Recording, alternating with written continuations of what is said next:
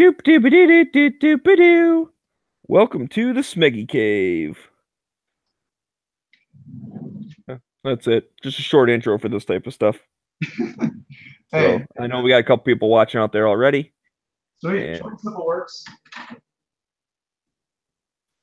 joined by a new guy, Modern. So what's going on, dude? Not too much. Just trying to start taking my YouTube channel a little bit more seriously. So I hopped into gun channels. I've been on it before, usually very drunk. I don't drink anymore, but yeah, just trying to find new ways to whore out my YouTube channel. Ah, I see. So you're just a self-promoter. Oh, Speaking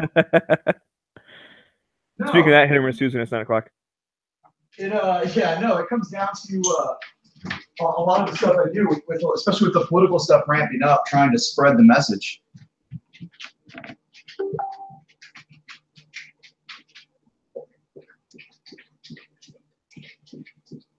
Oh, did I get muted?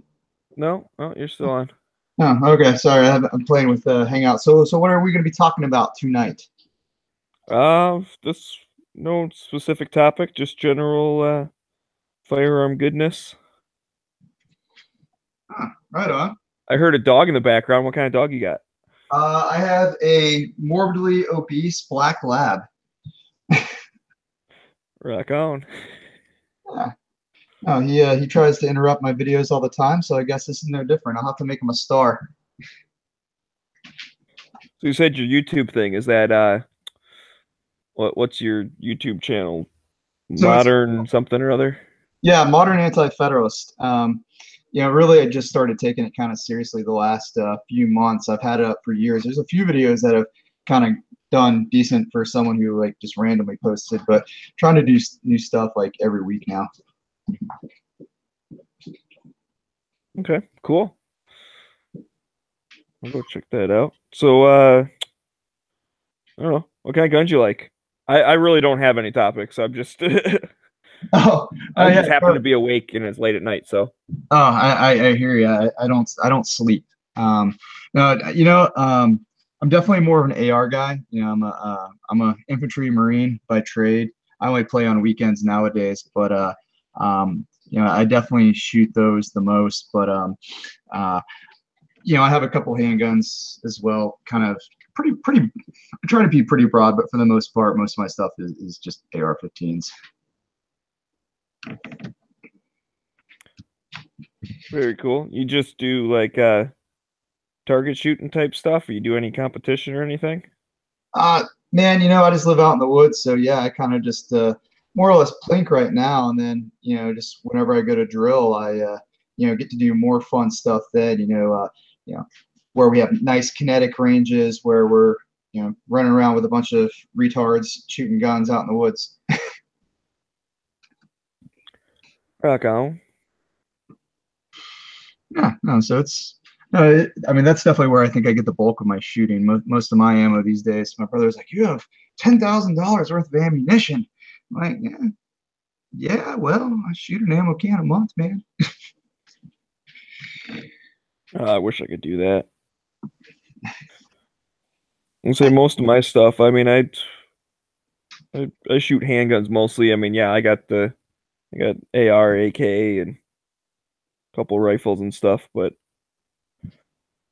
I find, especially when I'm at home, see, I have some property up north that's just up, in a clearing on my own range. I can do whatever I want. But when I'm at home, I just go to indoor range, just shoot handgun.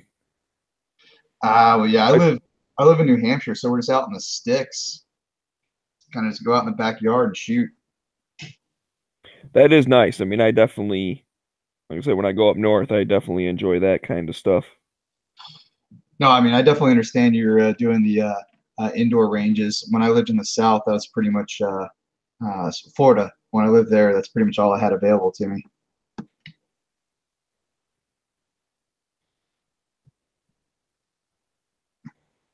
Where do you live?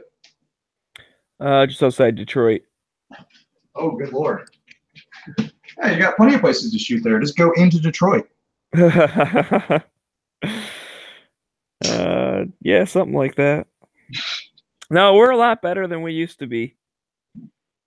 And that is one of, I have to say, it's one of my pet peeves because I see it in memes every once in a while where they're like, look at New York, Chicago, LA, Detroit, all have bad gun laws and they have a lot of crime.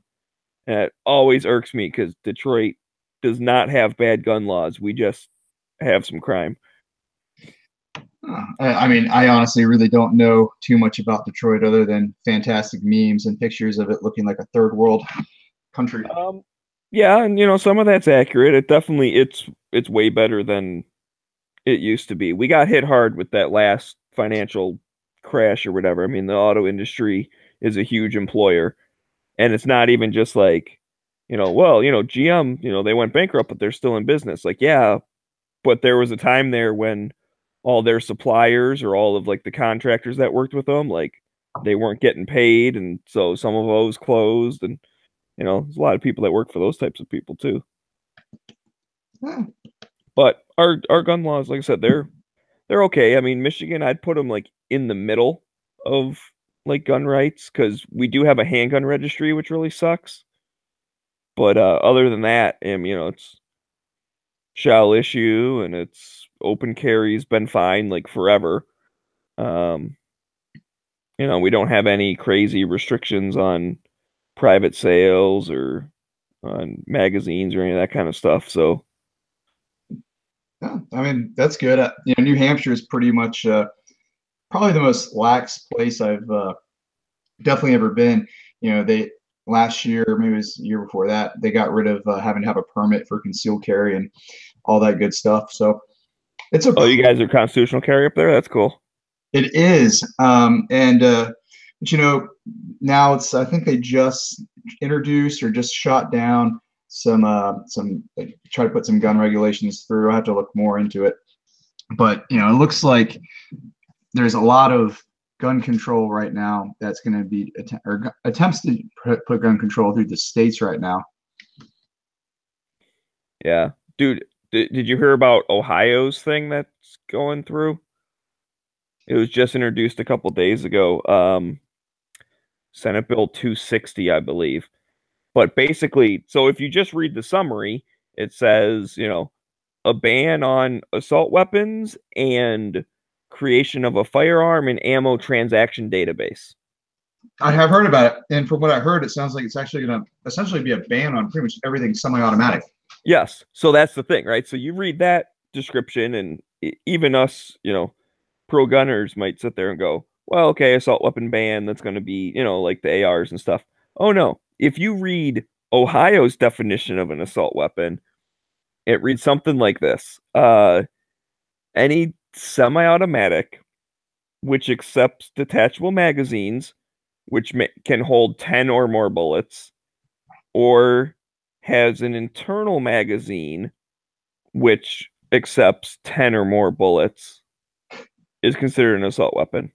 So nothing about pistol grips, nothing about, flash hiders, not just any semi-auto that can accept a detachable magazine or has an internal magazine with more than 10 rounds in it. That's Actually, 10 or more. So that, that's that's everything. so yeah, and actually that's that I corrected myself because that is an important distinction. 10 or more, which means they have a 9 round limit, Yeah. Yeah. because if you have a magazine that holds 10 rounds and you can put it inside your AR, well, that's an assault weapon according to Ohio. Or if you have a whatever, I don't know, a Mosin, and you can put more than 10, and you can put 10 rounds in it. I keep trying to say more than 10 rounds, but it's not. It's 10 rounds. So more than 9 rounds. Now, I wonder if that would be so if someone had a 9 round magazine, you could still have one in the chamber and then load that up. So would that be in violation of the law? Well, I don't know because like I said, for one, I hope it just doesn't pass, and that's what we're leaning towards. It probably won't, but I don't like resting on that. But um, the way it's written, it says is like capable of accepting a magazine. Well, does that mean that even if you have, let's say you have like a a Glock or something that only has a 9 round magazine. Well, if it can accept a 33 round magazine, oh, that's more than 9 rounds. You know what I mean? Like that's Yeah. it doesn't say you even own a magazine that has more than 9 rounds. It just says the gun's capable of accepting more than 9 rounds, which would basically be every single semi-auto. Now, if, I think they're pretty. Ohio's a pretty red state, though. Isn't that, is that the state where Kasich is governor? Because that guy's a tool. Basic. That might be Ohio. We got some Yeah, Ohio people out in the chat. Maybe they'll pop in. yeah, I just Googled it. He is the governor of Ohio. He's been it since 2011. But yeah, from I've heard that guy's been basically pushing some gun control, trying to, I guess, run again as a moderate, you know, D-bag. 2011, but yeah, from I've heard that guy's been basically pushing some. Oh wow, Oh, someone's watching the chat. I closed it. I was going through my channels trying to look at stuff, and I clicked on that. Whoops. Yeah. So Pants is our one of our resident Ohioans. Dirty bastard. But he starts by saying the only thing we can't have in Ohio is a Mossberg Shockwave because under their law it's considered a sawed-off shotgun. We don't have capacity restrictions. Yep, it's Kasich. He's a dickbag. Huh. So from all that point of view, okay, great. And that's so yeah, they're good as of now. But Pants, I hope you're aware of the new one that was introduced on the 20th. Because that would completely change. You guys would be worse than California, New York, New Jersey combined. Because seriously, they don't even say anything about features. So, basically any semi-auto that has a magazine, you're done. I mean, that's going to be a lot of handguns too, because it doesn't even say rifles or anything. I mean, the bill itself is only like 3 pages or whatever. And that's not including the whole part where they talk about the firearm and ammunition database. Wow. Because that's a whole nother like section of it. And they don't get into a lot of details about that. They just basically say the attorney general will create a database system to track firearm and ammo transactions. And I don't know if that's just transactions that come from FFLs or if you have to tattle on yourself every time you buy something online. Like, even if you can still have it shipped to you, do you have to like report that and register that you bought a box of ammo online or something? Like, I don't know. It's left very open. That, I mean, I definitely don't think that's going to pass. I've seen they're kind of red, but there's so much stuff I think is going to end up coming down the pipeline that people need to not just worry about the national stuff, which probably would be dead on arrival because the Republicans still control the House. But I think the state is definitely where we got to worry, and that's hearing that coming from a Republican state is just not a good thing. Right. Well, I mean, it was introduced by someone from the city. I think Pink looked it up earlier. It was the person from Toledo or whatever, and the co-sponsor is from Columbus or something. Like it's city people who don't like guns. Oh, that sucks. I mean, yeah. I mean, yeah, city people. It's funny because I mean, I definitely grew up in Panama City, Florida. It's a pretty urban area, but I guess just being in the South, it was pretty gun friendly. So this type of this anti-gun culture is kind of actually in a way shocking to me. Because I grew up in a family where we had guns. We didn't necessarily use them, but there was never any bad talk about them. And I mean, seeing this the last 10 years or so, I know we had the assault weapons ban before, but Maybe I just luck out and I'm around good people who are like, yeah, guns, they're a thing. Right. Well, I think a lot of people are like that. I definitely, the media will always show all the antis and everything, but I think when you actually go talk to people, they're either pro gun or in the middle where they're just like, yeah, I don't really know a lot about them, but whatever. And unfortunately, though, those are the types of people that can be swayed by stuff like, well, we just want, assault weapons like that. There's no reason for those, or we just want a little bit of this or that. Like, what's so wrong with doing background checks for ammo? That's no big deal. It's like, Yeah, well, actually, it is kind of a big deal because it's not. Here's the thing: it's going to be tons of extra time and expense and all that stuff, and it's not going to help any. So it's just, even just for that, even if you get rid of the whole part of like, hey, we shouldn't be putting people on lists type of thing. Um, just come from a financial point of view. You're going to be wasting tons of money on all this like computer database tracking system thing. And for what? Like it's not going to do anything. We've had stuff like that in the past and they have to justify why it's useful. That's the thing. It's just like burden of proof in court or whatever. Is put the shoe on the anti-gunner's foot and say, listen, you tell us why it works. Like we don't have to do your job for you. We're hypothesizing it doesn't work. Go ahead and provide evidence it does. right. Well, see, here's the thing. They don't care. They don't care if it works or not. It's emotional, and they go, oh, this thing looks scary, so we need to get rid of it. And it's just it doesn't actually address the problems.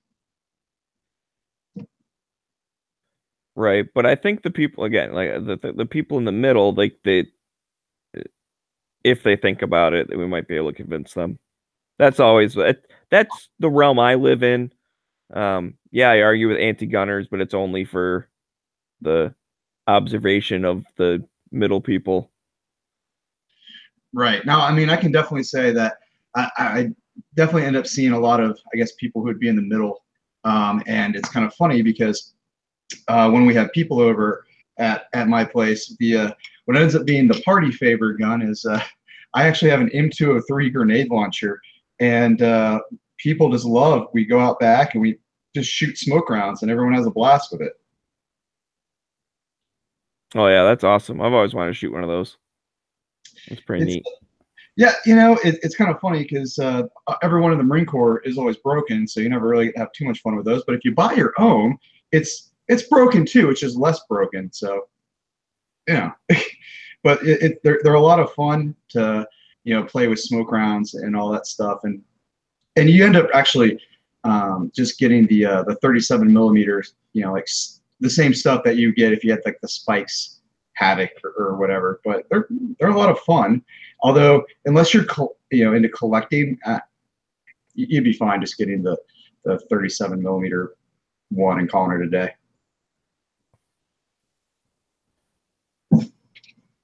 Yeah, that would be the route I'd go. Yeah, But not even with that. There we go. So we got G-Webs just chilling over here, just stalking. well, he said he'd be back in a little bit. I'm not sure if he's back yet or not. And then welcome back to work. Hey, there he is. Called him out. He's still there. Yeah, for now, don't worry. As soon as I shut this down, he'll show back up. We did earlier today. Was like, oh man, I just finished all my research. I'm ready to have a intelligent, informed discussion. Too bad I threw it all away. Oh, you did? You just forgot all of it and deleted everything? I try not to remember things as I'm researching them. Okay. That sounds good. Influences the results. Well, I'm sitting over here just stalking Smeggies YouTube channel. Just, got all these videos up, but That sounds scary.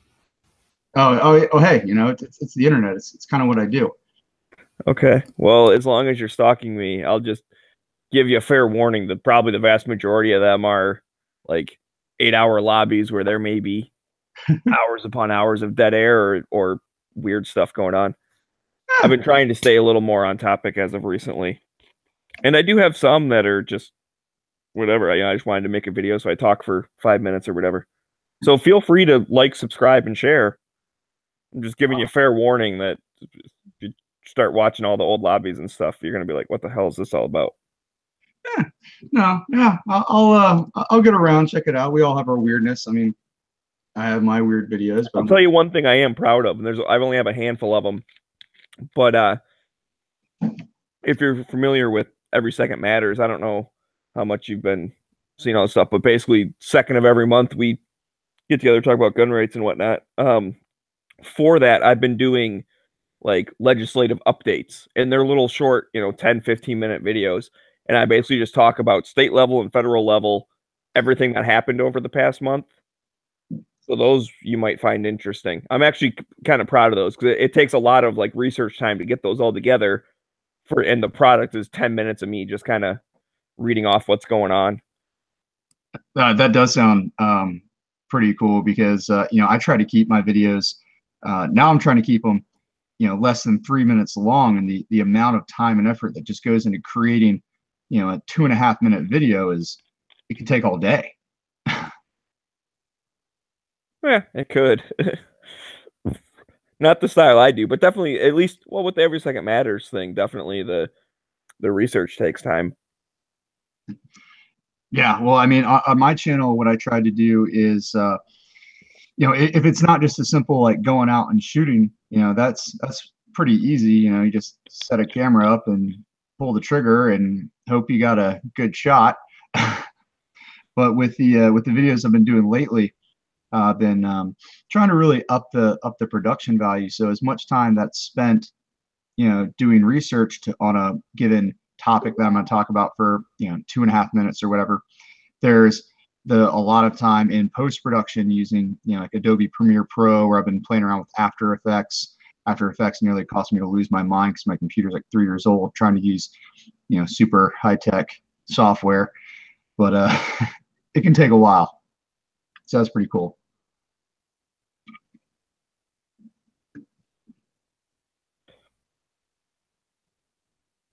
Well, I'm just trying to keep everyone informed.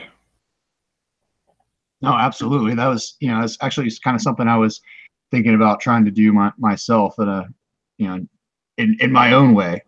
But if someone's already doing it, then I can just go, hey, check this out. I get much easier. Oh, hang on now. I don't want to discourage people from already doing their own stuff. So please do your own one too. But yeah, you can point people my way. I don't mind that. Oh no, I can probably start working on my next one because we do the live chat on the 2nd of each month. So I got like a week left, and it's gonna be when I have to do February's. A week? Not even. The end of the week. Half a week. Oh, that's right. February's short. But you guys are talking about how much effort to put into a video. It's making me think that I mean, there's definitely something to be said for if you're going to be putting something out there and it's evergreen or whatever. It's it's useful and it's not just topical and reactionary. So there's some like long-term use to it. Then I could see putting some effort into it. But then on the other hand, as I was thinking that, I'm also thinking about how many videos I've made where you just go back and make it again. So there's perishable, even though it's good content that's long-term. I had to sneeze there. Sometimes it can go back and be readdressed and you can get your skills better and stuff. So I would say there's a balancing act there between like, do it good or whatever, so you're proud of it, but then you can always go back and redo it. It's a day out of your time, or if it's worth addressing again, you'll add to it, respond to comments and stuff. So even if you make a perfect thing, people will come along with comments and be like, oh man, I never thought of that, and then you redo it, including that other, the new items. Right. Like I said, yeah, especially if it is like an evergreen thing, like takedown of a CZ75 or whatever. Like people will always want to see how to do that, you know. But you're right. I like that idea of if someone does a comment, be like, you know, I saw you did that thing, but I like to hold the thing on the left side, and then like you try and go, oh, that is easier. Then when you make it the second time, you can like do it the easier way. Yeah, and that's definitely a good way to approach it. I know definitely, you know, a video I did a year ago was you know, not a political thing, it wasn't even a guns thing. It was actually a gear thing where I was talking about battle belts, and I want to kind of actually probably more of a sequel to that, because I want to show how I'm setting up my belt in, you know, 2018 now versus how I had it before.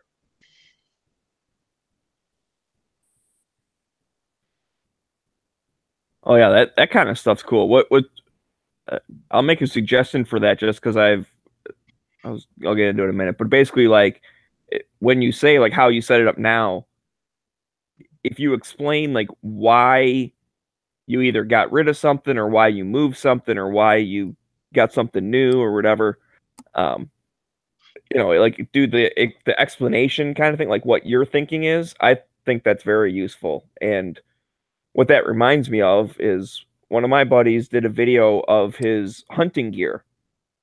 You know, he's the type that, you know, he hunts on public land, kind of, you know, parks the car, you know, whatever, in a little parking area or just on the side of the road, and then hikes in. Not so not like super far. It's not like elk hunting where you're camping out in the middle of nowhere and stuff. But he might walk a mile before he's at his little location, sets up for the day, walks back to the car, and you know, goes home. So, anyways, he did a thing where he took like his whole everything he takes with him. He took that all out and you know showed it off, and then explained, you know, oh yeah, you know this thing like it's pretty good, but you know I want to get like an upgraded one or a better one, and here's why. Um, like one of the things he used to always carry like antlers with him, you know, so he could rattle.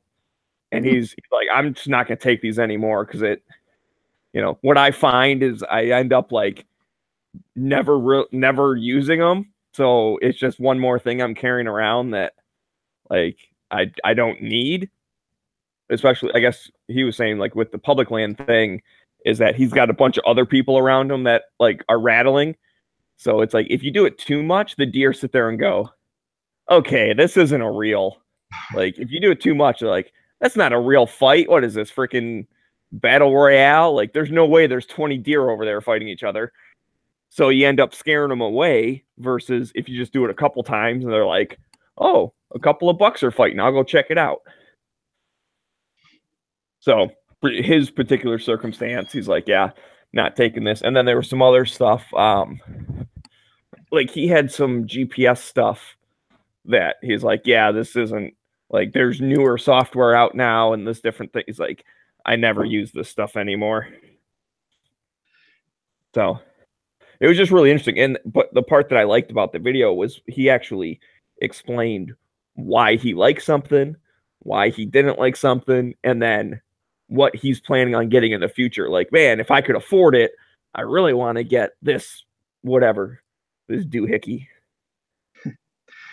Yeah, well, you know, it's kind of funny. I mean, that's kind of the same type of gist of what I was, you know, going to do. But, you know, thinking about stuff for the future, you know, whenever I set up my gear, you know, I always end up going, oh, I'm now happy with this setup. I don't have to change this setup. And then within a year, I've completely changed it again or altered it somehow. Right. Well, that's what's cool. If you like consistently do that every year, it might be kind of fun 10 years from now to be like, holy crap, I used to carry one of those, or I can't believe, you know, I use this setup. Like, what was I thinking? Or oh, I forgot about that. That actually did work better. Like, because sometimes you can always be chasing the new gadget or always trying the new thing. And after a while, it's like, man, I wish I could just go back to like how I used to do it. Like this, you know, it's like got a little bit better and then a little bit worse and a little bit worse and a little bit better, a little bit worse. And then you're like, hey, let's just go back to the drawing board and you know, start over or something. So that's kind of cool to have that all archived. And that's what I like with the hunting bag idea. Um, I was thinking of doing that. I have a little different scenario because I hunt on my private property, and I basically, I bring everything up that I think I'm going to need, but it all pretty much stays in the house, and then I only carry a couple of things with me out to the blind. Because absolute worst case scenario, I got a 10-minute walk back to the house and grab binoculars or something. Like, oh, whoops, I need to get this thing. So Yeah, well, in my situation, it's not hunting, but a military usage, and so there's always evolutions and changing there because there's a phrase in the military, mission dictates. So you always kind of end up altering your gear a little bit. But what I've actually done and is I've set my belt to where it actually, with a few modern different things requirements, it actually looks a lot more like an old how they'd set themselves up for Vietnam. I'm even using the old Alice butt pack on the back of my pack now.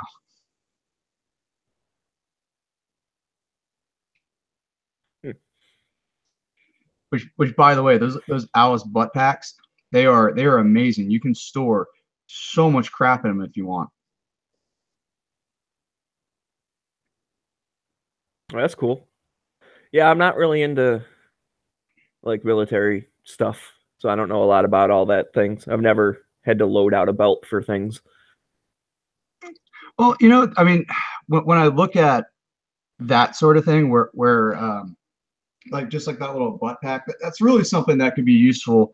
I mean, I think that would be something useful for hunting. If you don't want to carry like a whole backpack, if you have a thick belt, you could throw it on the back of your belt, and it's just something that could be useful. I mean, I guess it'd be stuck on your back if it's on your belt, wouldn't really be accessible then. But screw it. It's old and cheap, and it works. Yeah, no, that's cool. I got, like I said, I'm in a little different scenario. And I think I have a pretty good setup now, and it's mainly I just wear like a whatever you call it, like the whole like the one piece big orange thing, and it's got like 6 different pockets on it. So I've like, okay, gloves go in this pocket, snacks go in this pocket, this go in that. Like I have everything all set up. Yeah, no, it's kind of funny because it's so different yet the same. Because I'm definitely like, all right, what type of snacks can I throw in here? Can I get some beef jerky or whatever in here? Yeah. But I think that's kind of the beauty of our hobby is that everyone's approaching it from vastly different ways. Now, if we could just get the FUDs on board to understand that when we try to ban rate increasing devices, that'll end up screwing us over for everything. That would be good. Yeah. Yeah, it would be nice to have a little more. See, that's the thing. I support stuff even if I don't have it. And I'm not trying to like I said, I have an AR and an AK, and I shot a bump stock about a month ago for the first time, and like I don't think it should be banned. It's a chunk of plastic, like whatever. Yeah, it was fun. I threw a lot of bullets into dirt, but it was fun. Yeah, I mean those things are silly, but from what Trump said, looking at I mean the way he said it, I mean maybe it was he understood the issue better and he's playing the 9D chess, whatever that people are saying. But if you're when you say rate increasing devices, what concerns me there is you could go first you ban the bump stocks, those are kind of stupid, sure. And then we go, oh, now we'll get rid of the those binary triggers and the echo triggers. Okay, those are gimmicky, but they're fun. But then you go, well, what about if I want to, and this is where it would affect everyone. What if we start looking at just aftermarket triggers in general? We go, that nice Geisley trigger is yeah, you can shoot that faster than a mil spec, whatever, just because it's lighter. And I mean, and if once you start looking at your hunting rifles, you can get there's adjustable triggers there. What if they get rid of those? You're not thinking it right. It's There's not the bump stock man himself. It's not just the Geisley triggers. You are thinking too small. Then they'll go after the people that polish their triggers and their sears. They polish their disconnectors. They'll go after the people that add different springs for different for extra power or reduced power.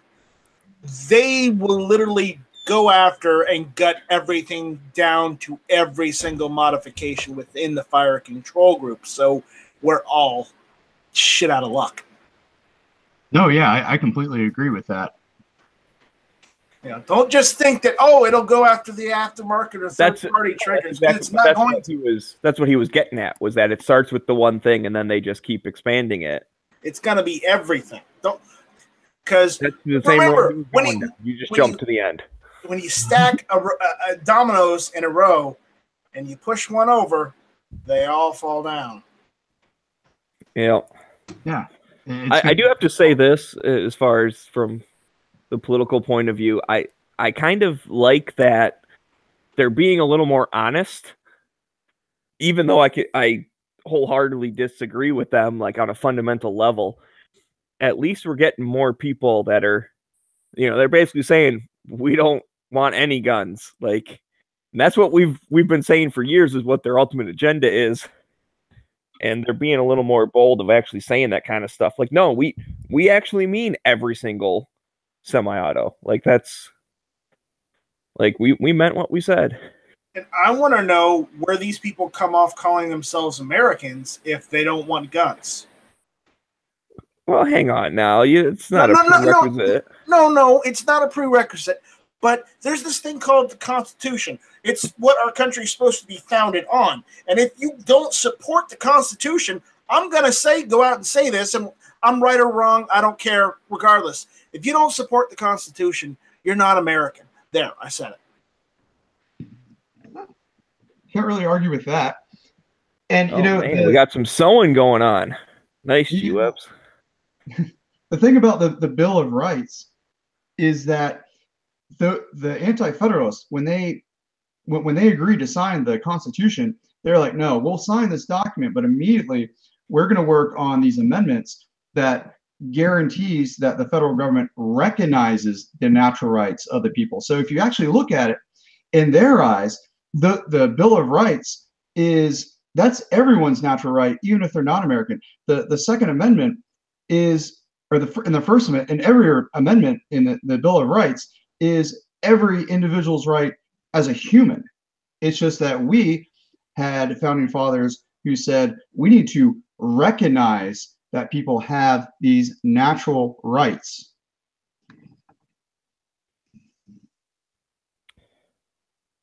I just want to know when we can start kicking these soldiers out of my house. Because that's an amendment that gets overlooked quite a bit. But I mean, there's these soldiers quartering in my house. They're eating all my food. It's getting annoying. I don't want. We need the Third Amendment just as much as we need the Second and the First. And if we lose any one of the Bill of Rights, you'll lose them all. Sorry, but that's just the way it is. We don't necessarily have to even lose the Second Amendment. We could lose the Third. We could lose the Fourth, the Fifth, the Sixth, the Seventh, the Eighth, the Ninth, the 10th. It doesn't matter which one we lose. If we lose any single one of them, we lose everything. Yeah. Because our country ceases to be what it is and becomes something that is foreign to us, because it won't be America anymore. Yeah, and once we get rid of the First and the Second, hey, why don't we just go ahead and get rid of the 13th and 15th Amendments and just bring back slavery, because that's what we will be. Oh no! They'll leave those on there, but they'll take away all the first 10 because you don't need to plead the Fifth. Everybody does that anyways. I feel like amendments are bullshit. We have too many of them. We can get by with like 3 or 4. Really, which ones would you keep? The easy ones. Okay, what are the easy ones? The good ones. Well, how do you know which ones are good and bad? The government will tell us which ones we need. I personally don't care for that amendment that created the IRS. No, I don't care for that one either. So we'll scratch that one. Wait until April 15th, but then I won't care for that one either. Yeah, but if you file an extension, it's October 15th. Well, I'm not going to file an extension. There you go. And don't tell your CPA to file an extension for you, and then they don't, and then you owe another $1,500 on top of that. I'm not talking from experience or anything. Oh, no. We wouldn't be talking from experience. No, not at all. Yeah. Anyway, guns are fun. I like guns. I like the Second Amendment. Me too. And beer, but not at the same time. Well, I'm not going to say this on air, so no. Nope. Right. No guns, no beer, same time. No. It's a good rule of thumb. Yeah. Off air, I'll totally say stuff. Yeah, that's how I always describe. So I go up north with my buddies. I try and do it twice a year. So far, I've only ever gone once a year, but it's been like the different ones. So I always go up the end of April and sometime in October. So there's two different versions of Shoot-a-Palooza, and it seems like always one of them gets canceled. But either way, whenever someone's like, "What are you talking about? Like, what's that?" I describe it. I go, "Well, it's, guns, drinking beer, and bonfires, in that order." So you get done with the one, you switch over to the other. I guess the second and third are at the same time. You can sit around the bonfire drinking beer. But only you can prevent forest fires. No, only that bear can prevent forest fires. No, I'm not doing his job for him. All right, fair enough. Works for me. Those bears have been getting a free ride, just hanging out in the woods. Yeah, not preventing any forest fires. What the heck? Lazy bums. Time to get back to work. We actually have a mama bear that's living like somewhere either on our property or right next door or something. I don't know how big their range is, but last summer our neighbor was telling us about it that like we had known it's just black bear, but like we had known there's bears kind of in the area. I've never seen one like in real life, like just out in the woods. But apparently like he was coming home from work one day and there was a mom with two cubs like crossing the street right in front of our house. He said, "Yeah, they walked right down your driveway." Nice. So I was like, "Oh, okay, so they're definitely close." I've only seen a bear in person once, and it was kind of hilarious because we were in New York training. This is with the Marine Corps Reserves, and we were in some New York training base, and my whole company, which is it was about 100+ guys, we're all just rucking down the road from a range, and about 50 feet away from us, there's just this big black bear, and it just stands up and just stares at us as we all just walk by. It was a little tense, having a giant bear, but no ammunition. I guess we could club them with our M4s. There was a lot of us. Well, from everything I hear, especially like black bears, you're pretty much good. They'll just kind of run away. Unless like you're messing with their cub or whatever, but almost always you can just like yell at them and they'll run away. They're kind of scaredy cats. This thing was just watching us. It was just like, "Hey, what's up, guys?" Yeah, it's not just don't do what Bob says and just try and get up in their face. Don't listen to Bob. All right, hold on. Dog's gotta go out. Go on, bud. Yeah, not listen to Bob is a pretty good it's a pretty good rule of thumb. I don't know who Bob is, so that makes it easier not to listen to him. If you don't know who Bob is, you are definitely blessed. Yesterday's out there saying, "Just kick one of the cubs so the mom knows who's boss." Yeah. Maybe that's those Indiana bears. Maybe they're even more of a pansy. But Michigan mamas won't take to that too kindly. I'll try to just to stay away from those guys. In general, apparently there's some that live about half a mile away in the woods from my house. I haven't seen one yet here. Hope it stays that way. Oh, apparently there's people on the YouTube side. I almost never look at the YouTube side. Oh. You guys come on over to Gun Channels.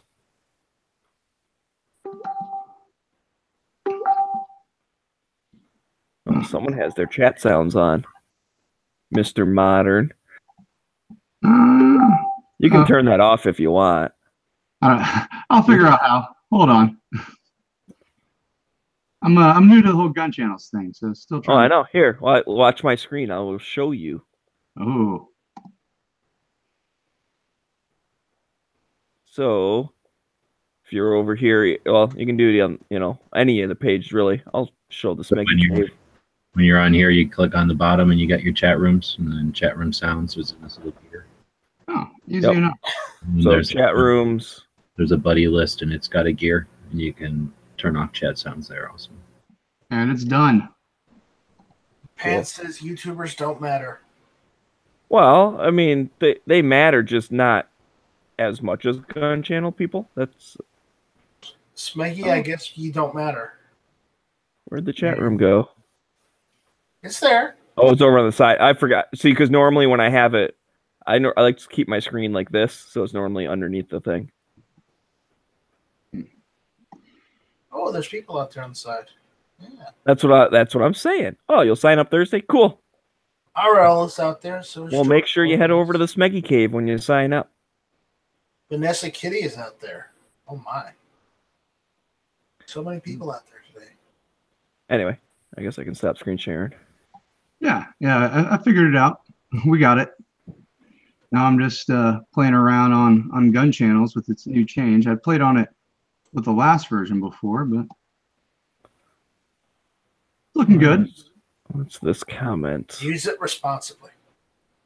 I prefer to use things irresponsibly. It's more fun that way. Oh, there's this. Only do that with bayonets. Fair enough. That's sitting out in the truck. I'll have to go get it. I hate when you get like replies to comments on YouTube and it's just like, yeah, dude, I agree. And then it's like, because when it shows up on the little bell, I'm like, I have no idea what you're replying to.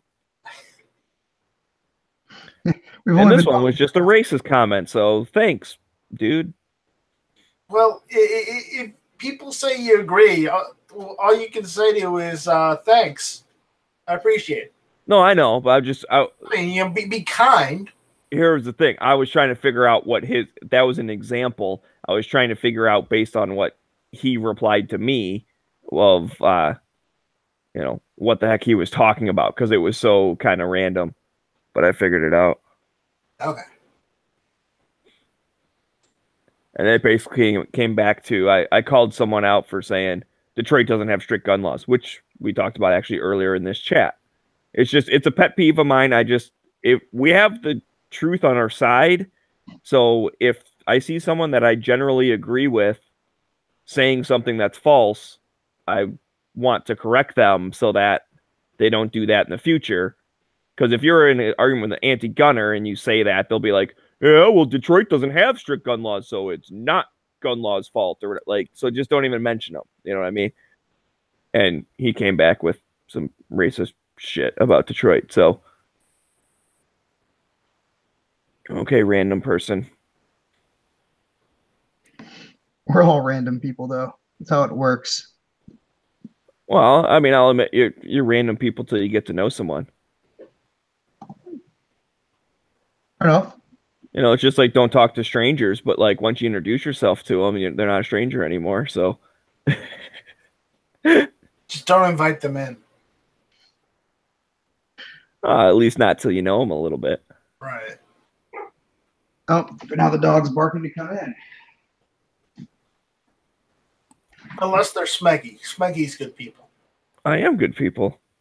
Yeah, I've met a lot of people off of Gun Channels in person. And so far, only one of them's been weird. But, Which one? I don't know. Some dude who strikes at night or whatever. Oh, come on. I'm not weird. Not any weirder than you, dude. Okay, that's not. Oh, those are not mutually exclusive statements. You can say you're not weirder than me, but that doesn't make it true then that you're not weird. I'm deflecting. Shush. Because I fully admit that I'm weird, so that's not a good argument.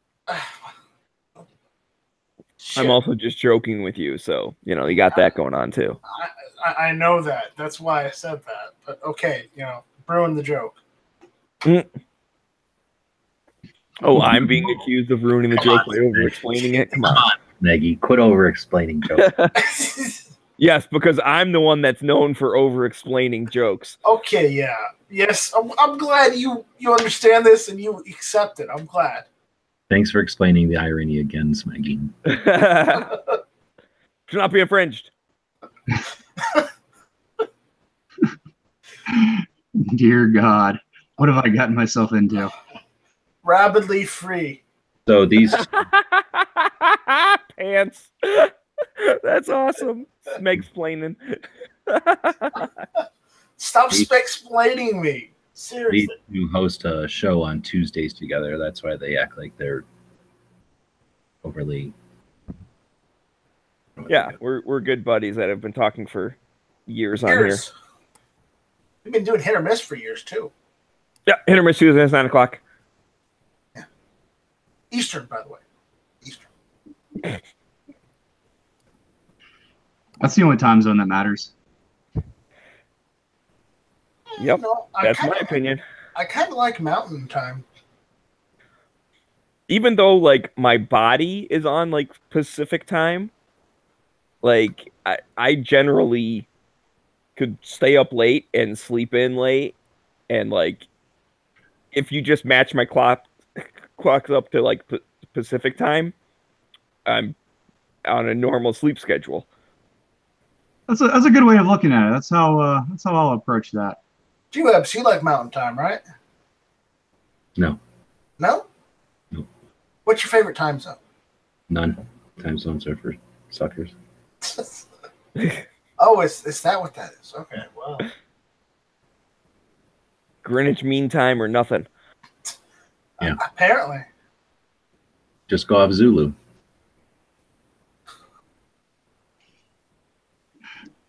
I like Zulu, but then like there were too many commercials and stuff, and then when they had the paid thing and they had their original content, I didn't like them as much. And then there was the breakup. Oh wait, I'm thinking about Hulu. Yeah, that's yeah. Everyone knows. Anyway, I was too.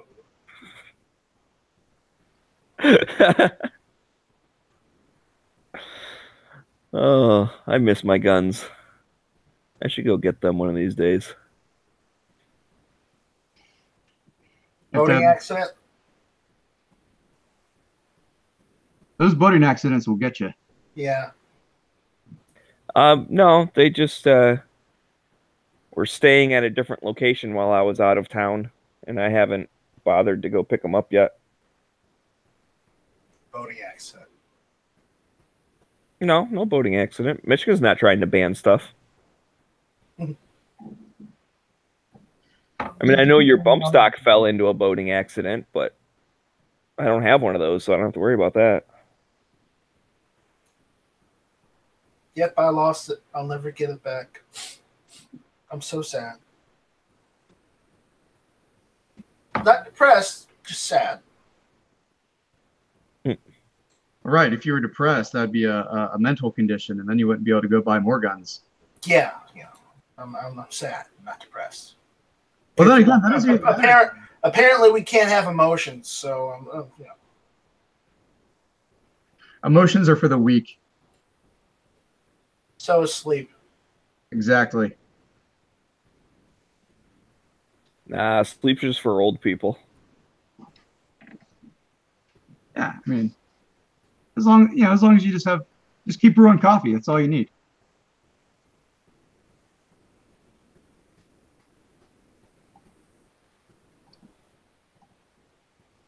And by the way, I like your PSA of how I should have tried to change my name. I had people in the or someone in the YouTube chat says, "What's Adam's channel?" I'm sitting here going, "Damn it!" Yeah. Well, you could just say it now, but I did. I said it in the YouTube channel. I said Modern Anti-Federalist is my channel. well, especially once you type over on YouTube, then they can just click on your name. Okay, but the minute you start talking about, the globalists and breaking the conditioning and whatnot, then we'll send you straight to Alex Jones. Oh, well, I'll need to talk about the Illuminati and I guess the Jesuits and the Knights Templar too, right? Right, and the lizard people and the mole men. Don't forget the Build-A-Bears. You get to the Build-A-Bears too. I'd rather build a burger. You know what? Okay, so this is completely not gun related, but No. I got TV on here in the background. It's just on mute, whatever, but the commercial was playing. Whoever wrote and directed and filmed or whatever, the Cadbury commercial that's got the different animals trying out to be the Cadbury bunny. I love that one. Holy crap. They got so much use out of it. That commercial's over 20 years old. I think it's fake. Hey, if it's not broke. What do you mean it's fake? Yes, I agree the lion is not a real bunny, if that's what you mean. I'm thinking that there's no way some of them animals would have shown up for that casting call. It's a setup.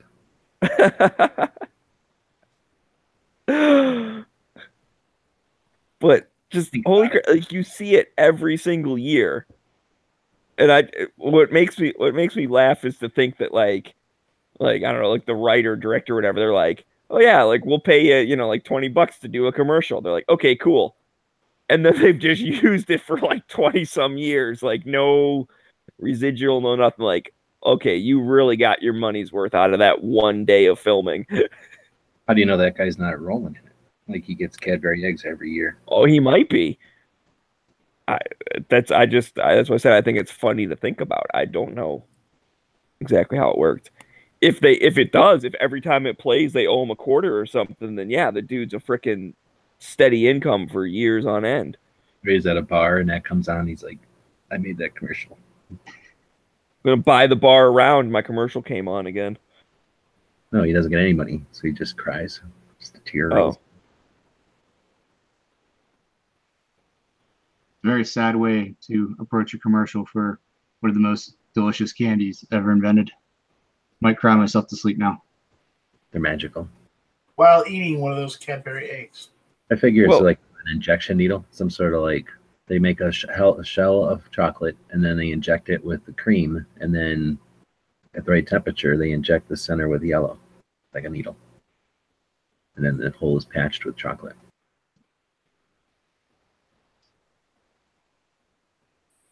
Yeah, they are pretty awesome.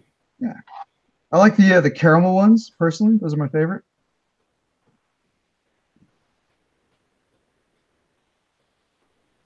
It's free country. Yeah, I mean, you're allowed to be wrong if you want. Wow. Well, that's fine. I've never actually ate one. I don't think I could handle it. That'd be too much caramel. What's in the center? No more chocolate? There can't be yellow cream. It's more caramel. See, then that's just faking it. Anybody can fill an egg with caramel. The magic is putting the yolk in there. Well, those are good too. I'm just saying, I like the caramel ones. They're amazing. They'd probably make a peanut butter one. I wouldn't eat that one either. That's something else already. Piece of peanut butter cup. And like you said, I think it's too much filling. That'd be too much peanut butter. Way too much ratio of peanut butter. I don't know. I guess now that I'm thinking about it, I wouldn't want the caramel one soft though. Then it would drip all over. Maybe put it in the refrigerator or something.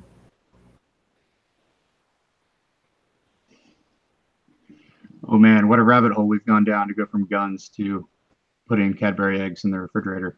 Is it like a giant nugget of a Snickers bar? I guess I could get behind that. I like the ones that are chocolate but have the chocolate cream inside too. Those are good. Oh my god, that is chocolate overload. But you know what? Once you eat it, you will be in chocolate bliss. It's true. I don't think you can argue that. I think I need one of each now. They are my favorite. Yeah, I'm gonna stick with regular. You only live once. It's like you can't handle the chocolate. Yeah, I don't think I would like a chocolate egg filled with chocolate. Just come out and say it. That's chocolate's okay, but in small doses. I don't love like tons of chocolate. Like I don't really like chocolate cake if it's got chocolate frosting on it. That's just way too much. I can't take it. Either have chocolate cake with like a different thing or have a different cake with like chocolate frosting on it. But when you double up, it's too much. Fuck you. Whoa! G-Webs, did you just say that? He's fucking obviously loopy, trying to fucking be like, he's like, oh, Flippy's over there being sensationalistic. I'm gonna be Flippy in this chat. First off, that actually legitimately hurts my feelings. But secondly, He's like, I'm just gonna say abusive, hateful shit just to say it, just to see it happen, just to lay it out there in the world. Just to tick G-Webs off. listen, I personally think that that's too much chocolate, but I defend to the death your right to eat that if you want. Knock yourself out.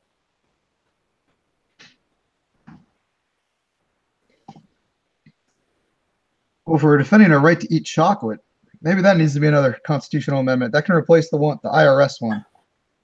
The right to eat chocolate. Well, we already have the right to eat chocolate, don't we? Not in the Constitution.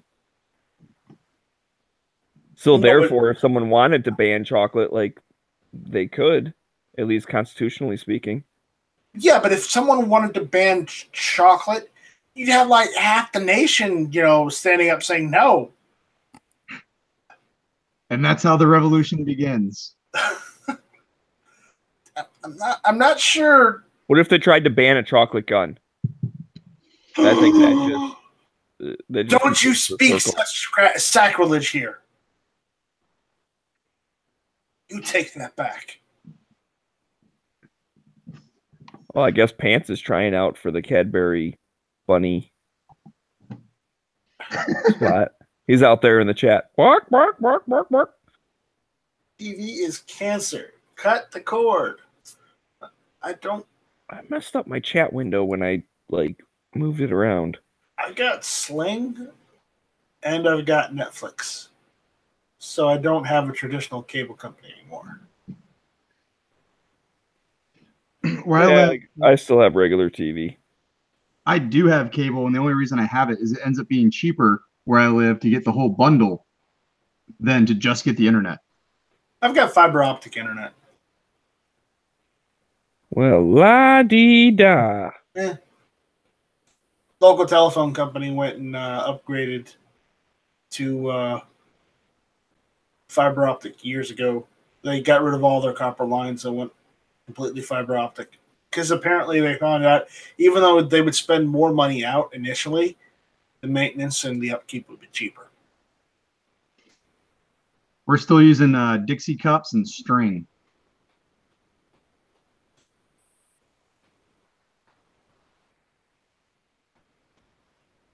And I killed the chat. No, we're still around. I get distracted easy, and I can't read and respond to stuff at the same time.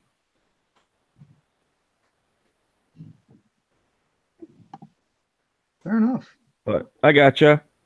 Your phone company sucks or whatever. Those soup cans, I tell you. Yeah, but hey, we all know Comcast sucks. Comcast indeed does suck. Glad I dropped them. We don't really have any other options out here.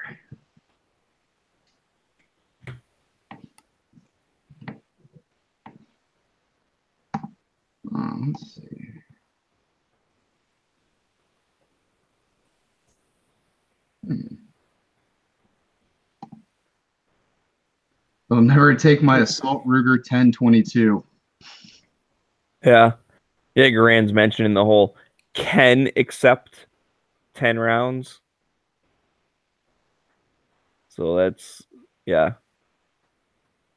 That's Yeah, pretty much it's pretty much every semi-auto that has a magazine.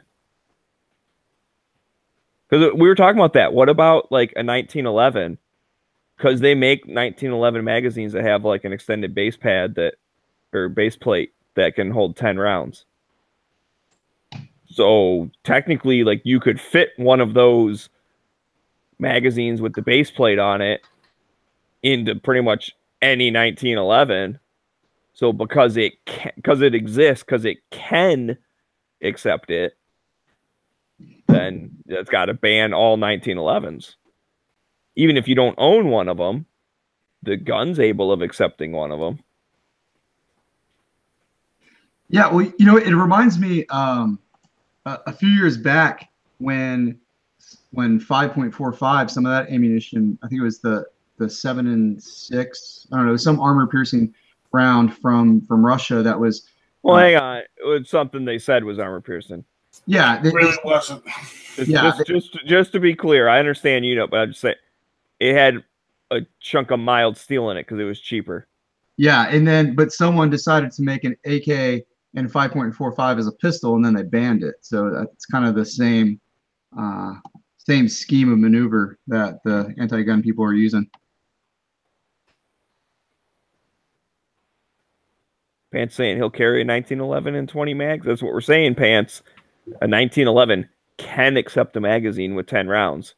Because that's the other tricky part of the wording. 10 or more. Well, so if it accepts 10, it's considered an assault weapon. So basically, you should be thinking anything like 9 is the limit. As soon as you get to 10, it's an assault weapon. Because it's 10 or more, including 10, not more than 10. Dude, the language of the bill just freaking sucks. And for being only 3 pages long and how 90% of it can just be so crappy. But really though, even if they don't make a magazine for a gun that takes, 10 rounds, they could still say, oh, I mean, it could effectively ban all semi-automatic weapons because someone just has to make a custom mag that is larger than whatever the normal handgun normally takes. Right. Well, it at least bans any semi-autos that take mags. Because, I mean, I think you could always find something that has a mag that has at least 10 rounds. But, so then the other part of it is, so basically what you'd be left with is a semi-auto with an internal mag that cannot take 10 rounds. So there may be some rifles that, have a built-in mag that accept less than 10 rounds. So those would still be okay. But again, I'm not trying to promote their bill. The freaking thing sucks. I'm just saying it'd be like 90% of the semi-autos. So it's not 100%, but it'd be pretty damn close. Pretty much anything anyone actually uses. Yep. Well, that was one of the things I was talking with my mom, and we said something about, just semi-auto in general. This was before I even knew about this Ohio thing. And, I said, well, I mean, their ultimate goal is to just ban all semi-autos. And she's like, well, what's wrong with that? Now, I set her straight, and she's better now. But either way, I sat there and started thinking about it. I'm like, if they did that, that would be 80% of my collection would be gone. Like, I have a couple bolt actions and everything else is semi-auto. So, yeah, I mean, you would be taking all of my stuff. We'd have to rename gun channels to we used to have gun channels. Gun history channels.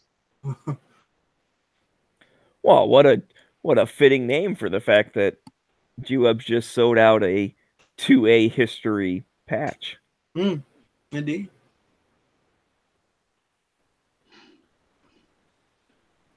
Or we could call it the rise and fall of gun channels.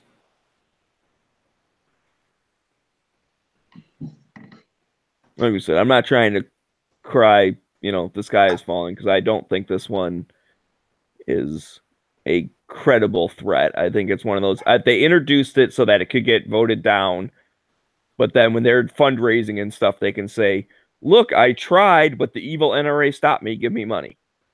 I mean, that's politics. Sometimes you only introduce laws when you know you're going to lose, because then it's a good talking point.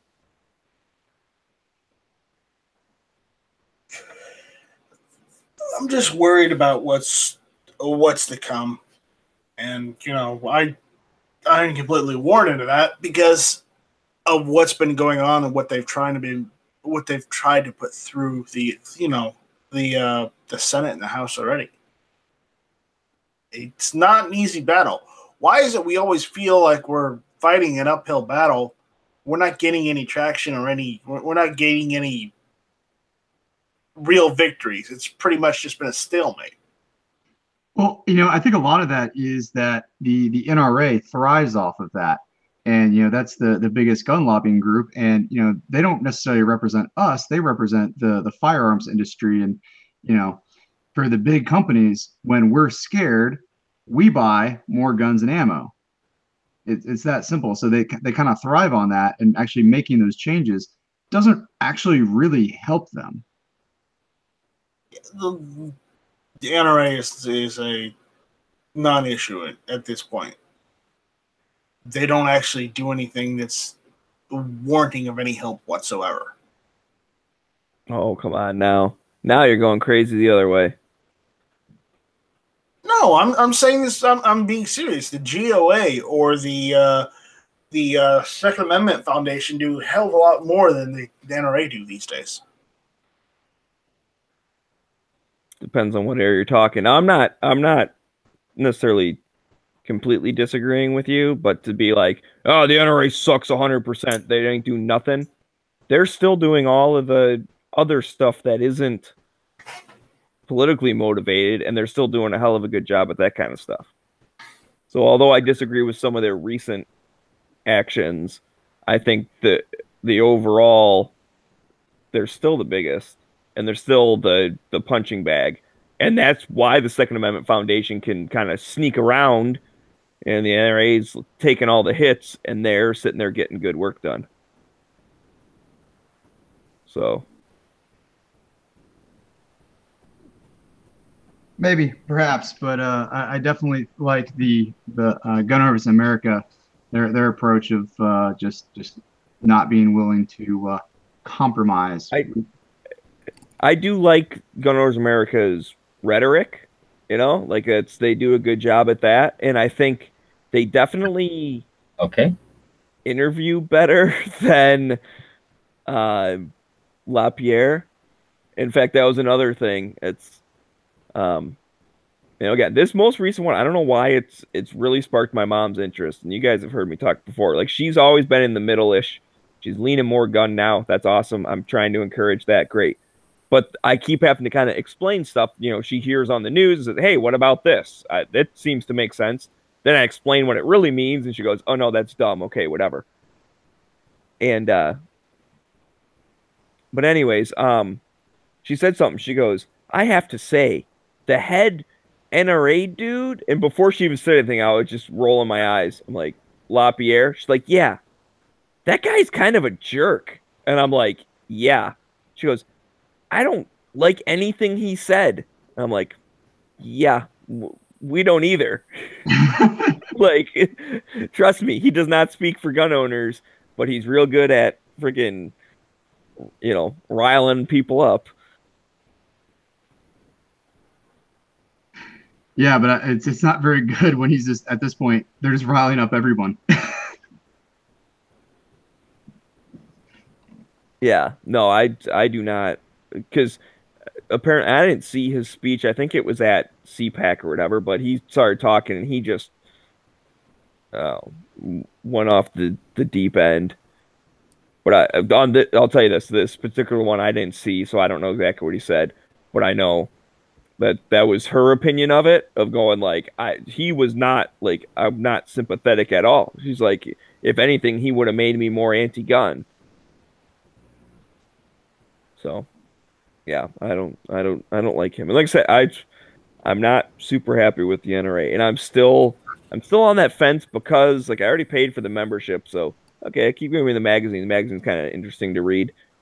I'm hemming and hawing when that renewal comes up. I don't know what I'm gonna do. Half of me just wants to say fuck them. The other half wants to say, well, you change them from the inside. It's easier than changing from the outside. Like, I don't know. I am still open to swaying either way. I don't know what I'm gonna do. Well, I would say this. I would like to see Adam Kraut get on the board. I think that could be some fun times. Be a fly on the wall on their directors board meetings. That'd be funny. I don't know. I'm not a huge fan of him either, but from the other side. But either way, I know I like Tim Knight and I know I like Sean Maloney. So if you have one of those ballots and those names pop out at you, think of putting a check mark next to them. Oh, I'm not. I definitely agree with the strategy of don't pick frickin' 25 people. I mean, I know you can pick up to 25 people or whatever. You're just diluting the people like you actually want to get in by picking like the other people that like they're gonna get it anyway. So you're just hurting like the pretty much. There's only a fight for like the bottom like 2 or 3 seats. Like you really don't get that many new people. So if you like the new people, only vote for them and then stop. Yeah, and Clover finally came over to Gun Channels. I was just about to mention your thing on the YouTube side, which backs up kind of what I was saying, is that when you're railing against the NRA, you might more be railing against the NRA ILA, because the NRA itself is more like, training, education, charity, all that kind of stuff. It's really hard to differentiate the two sometimes. Well, they are two completely, they're technically separate organizations. And even giving money to the NRA is not giving money to the ILA. No, it's not. That's the problem. So, they should split. That'd be an interesting thing. If instead of like, because that's the thing, it is called the NRA ILA, but yeah, what if it was just called like the, whatever, something, Second Amendment, something or other. Can't be Foundation. That's already a thing. Which that's a really good one. I think that one gets overshadowed a lot because they're not in the news. They're not flashy, but the Second Amendment Foundation has been involved in almost every single important gun case in the past recent history. I'll have to take a look into those guys. Yeah, they are very good. I know they were involved in Heller and McDonald, like at the Supreme Court level, but they get involved in like state level stuff as well. But like I said, it's almost all court stuff, so it takes a long time. It's easy to forget about, and it's not sexy. So, but hell, you can get they're one of the cheapest life members. I'm a life member of them. And then, I'll get the mailers every once in a while. And then if they're talking about like a specific case, they'll be like, hey, do you mind, tossing in a little bit of money for like this specific thing? Then when you mail it back, like they use it just for like whatever case it is that they're getting ready to fight. So that's another thing. It's like, oh, I'm a life member. Yeah. Have you given any money ever since then? No. Well, then at this point, you're not really still supporting them other than just being a member. So I'll kick them $20 here and there when they have a good cause.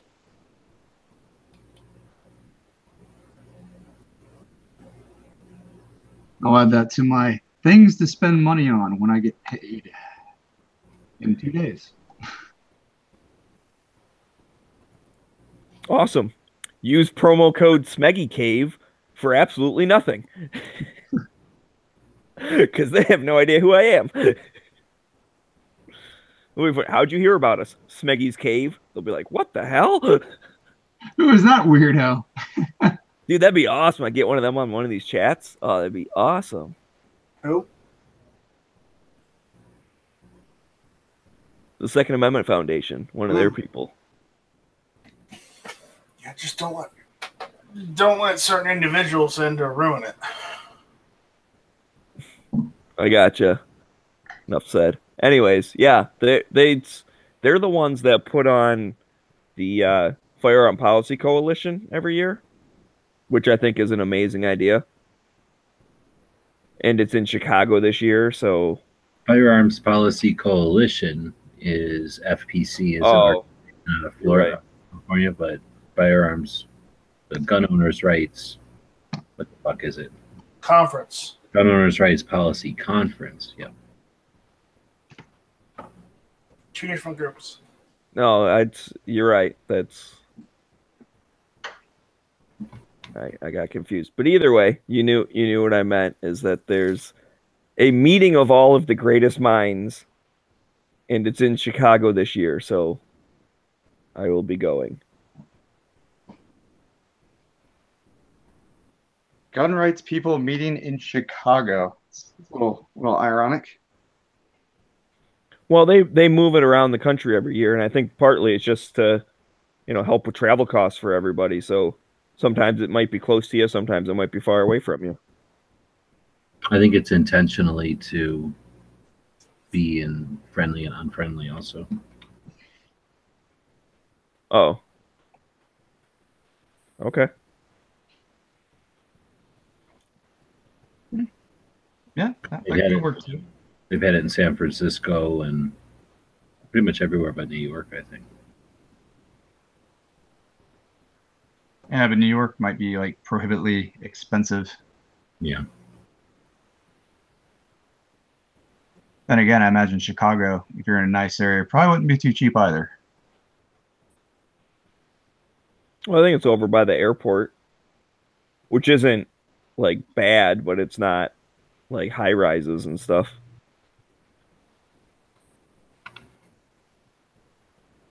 But either way, it's a drive for me, so it should probably get there in 4 hours, 4.5, maybe something like that. I don't know, I'm not gonna lie, I've stopped paying attention. I'm watching what G-Webs is doing over there on my little screen. If you click on him, it'll show up like just for you on the big screen. So like down here, like I've got it clicked on me right now. If I clicked it on Smeggie, it would stay on him. And then if I wanted to unclick them, like when somebody says, then it goes back to whoever's talking shows up. So I can click on somebody and then click them off, and then you can mute people. Like here, I'll mute Nice Strike because you can hit jerk. All right, that's kind of cool. I didn't do anything wrong. What the hell? You were just an example, that's all. Don't use me as an example. Use Smeggie as an example. Yeah, but if he does that, I'll just kick him out. Well, then and do it. Can't come back. Until we restart the chat. Exactly, yeah. Once you kick someone out, they're gone for that whole hangout. Yeah.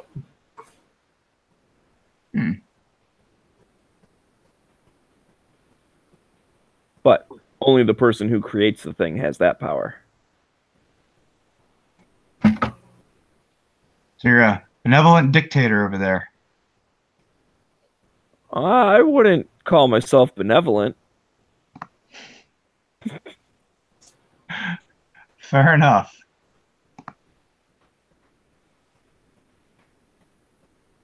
Checking out the chats.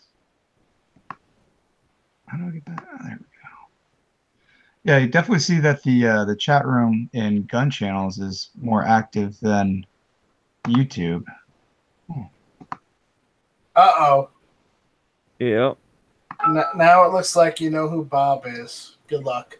Yeah, you definitely see that the chat room in gun channels. Come on, Bob. That's amateur. Don't be playing the video in the background. Yeah, Bob. What the hell's wrong with you?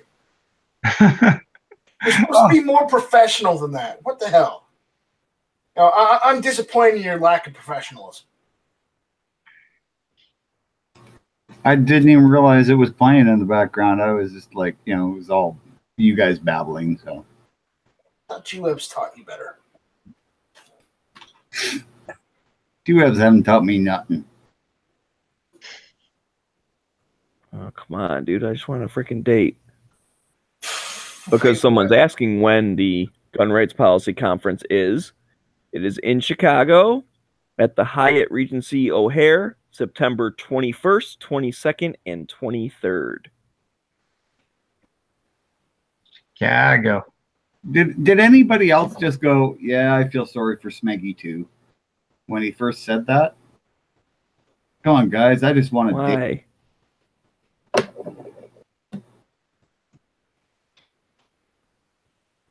CloverTech finds your lack of professionalism disturbing, Bob.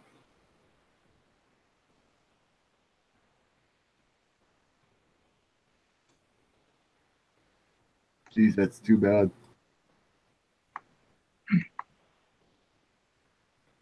It is for you. No, I mean, it's too bad that he cares that much about me or anything else, you know, that makes him feel bad. Nothing really makes me feel bad.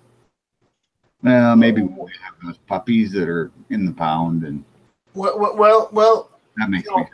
I have to say this, Bob. You're so drunk half the time. How do you know what you feel in the first place? I don't get drunk anymore. I just drink, and yeah. You don't get drunk anymore. I just drink, you know. Oh yeah, it's just you just stay at the one level, right? Maybe you've been drunk so long you just don't even know what sobriety is. So you just feel that way all the time. That's how Bob is. Well, you know, I mean, Canada, right? We're weaned on beer, so God knows you don't want to drink the water; you'll get beaver fever.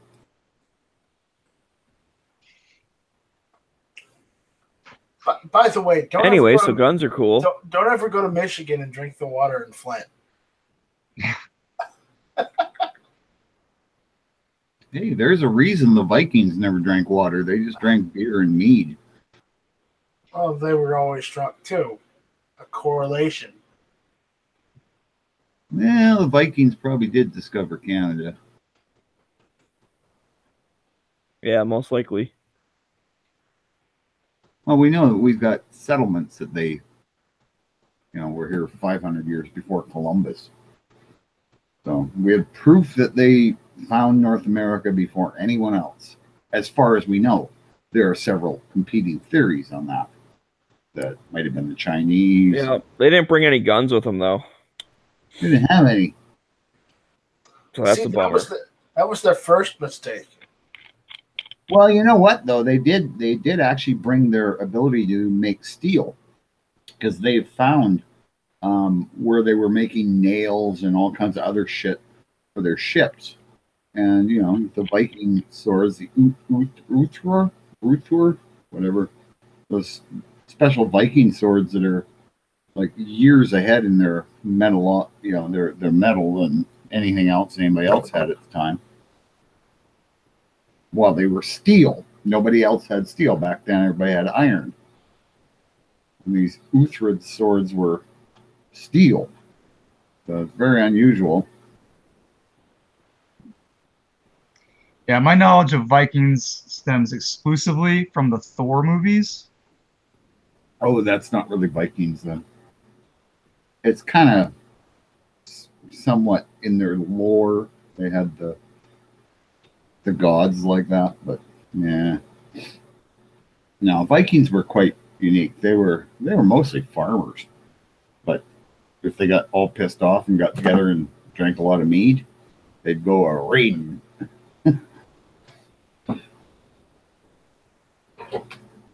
Yeah, I mean that sounds about right. You get drunk, what do? You just go rape and pillage. I mean, Oh yeah. That's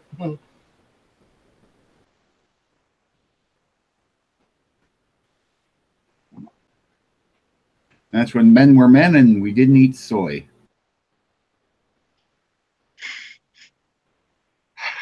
Oh my God, soy. Jesus. I used to own a coffee shop. There was nothing more annoying than someone coming in and getting like the soy latte or asking for gluten-free food. Like I hate those people. I just do. Just eat your gluten. It's fine. Unless you have celiacs. I'll give you a mulligan for that. But you know what? Food, if you have an allergy to food, you are an evolutionary like defect. Just go die. Well, I mean, try to live as long as you can because it's everybody's wish, but at the same time, it's like, don't breed. You know, that's just being cruel to the human race and being cruel to your children.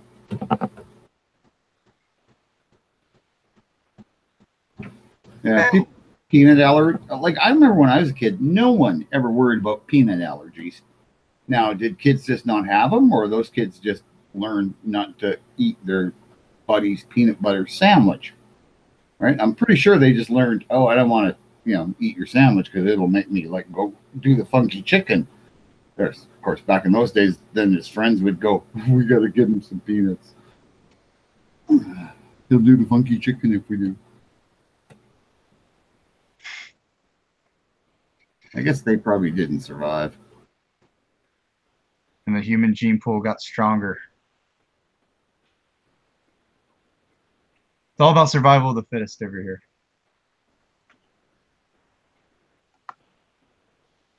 Unfortunately, sometimes that's the survival of the dumbest in some ways, but, it kind of works out. Eventually, you get one who's just strong enough that he can be smart and has enough charisma that he can get other people to do all the grunt work. But if he has to, he can kick ass because he's got nothing to do but time to train and get better, and he has the best gear. So that'd be kind of cool. But, in nowadays, like, because of the technology we have, it'd be really tough for somebody just to get ahead just on their physical attributes and their mental attributes together. In a combat situation, that means to go around in general pushing people over because you're bigger than them, like give me that. I'm just taking it, winning, victory.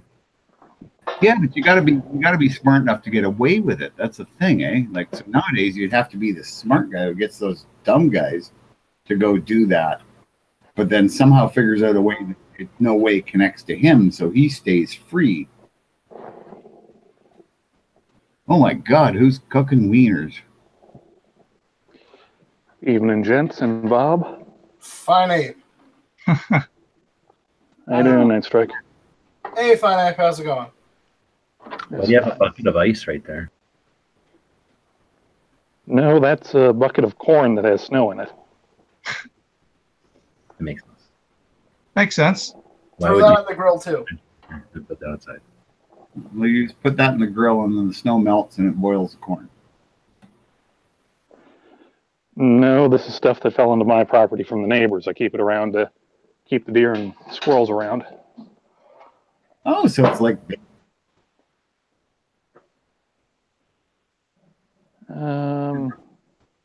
I had 7 legally, cats. no. Huh? I had 7 cats, so I used to put bird feeders in my backyard, and then I would not feed my cats. Yeah. Worked great. People thought I was so nice. I had bird feeders. Yeah,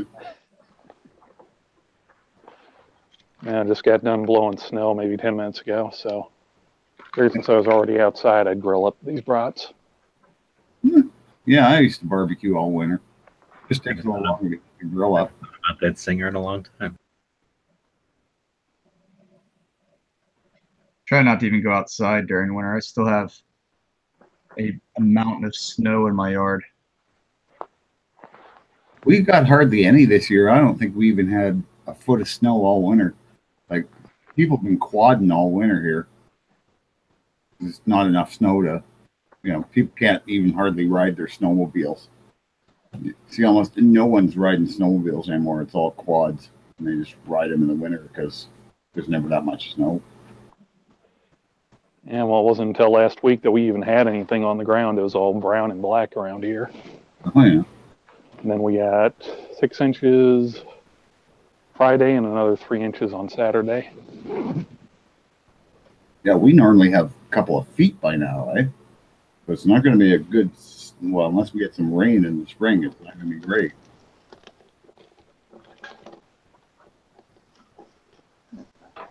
I don't know. We've had plenty of snow out here in New Hampshire, that's for sure. Hmm.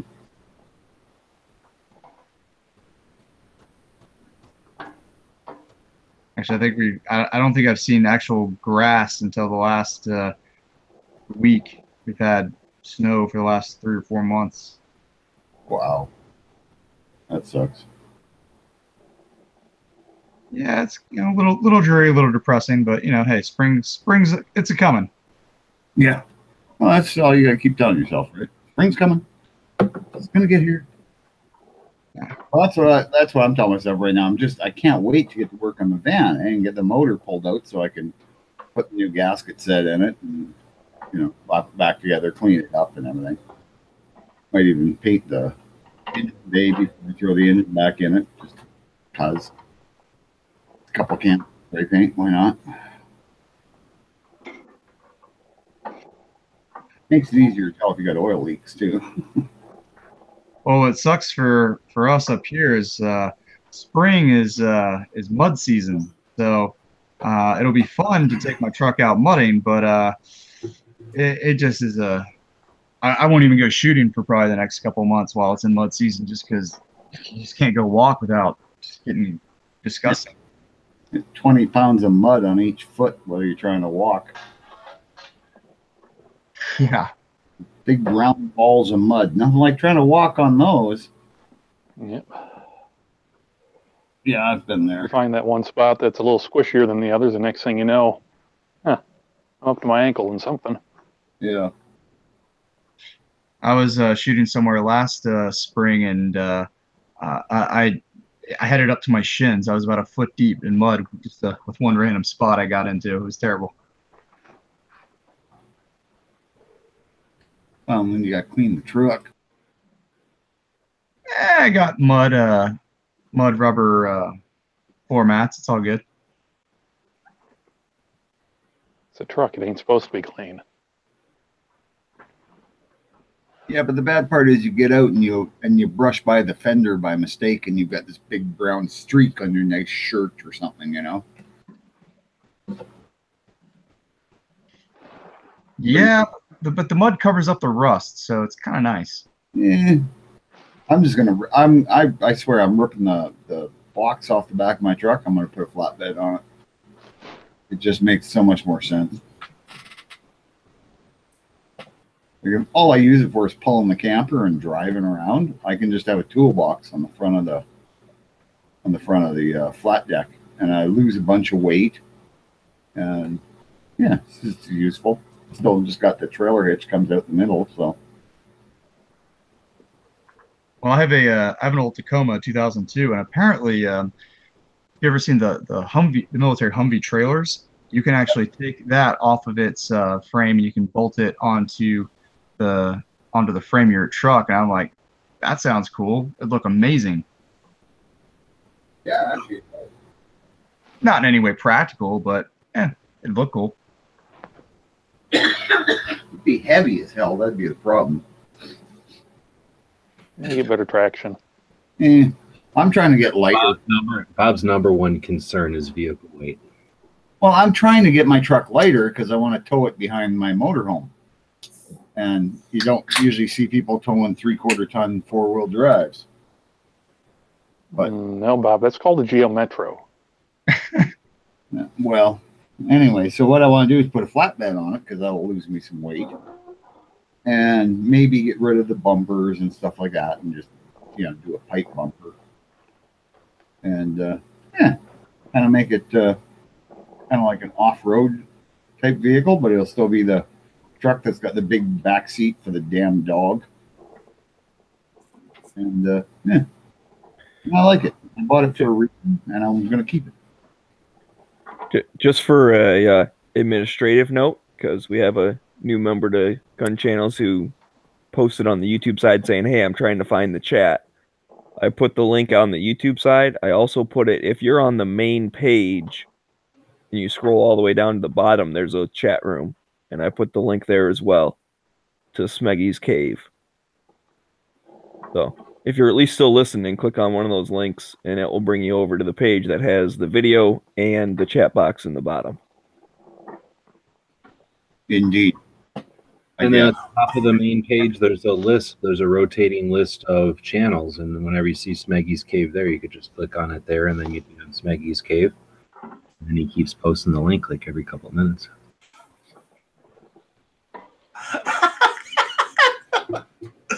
Oh man, you should see what the parents said out in the chat.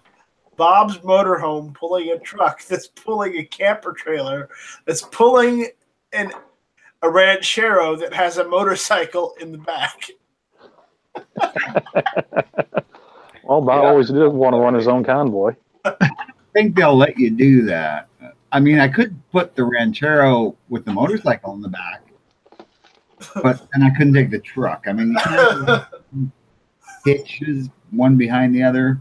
It's kind of illegal. They won't let you, have your own convoy, Bob? Mm-mm. At that point, you use the top of the camper as a helipad. Put a helicopter on top of there. Oh, yeah, one of those little Robertson gas-powered, it's just got a regular motor in it on the turbine. Just one of them popped on top. Yeah, yesterday's pomade mentioned, you just mentioned out there on the Gun Channel side, it's just too bad that he bought a gasser. Huh. What? Did he buy a gasser? No, apparently you did. No, I don't have a gasser. I have gasoline engines because those are expensive to fix. But yeah, other than that, no.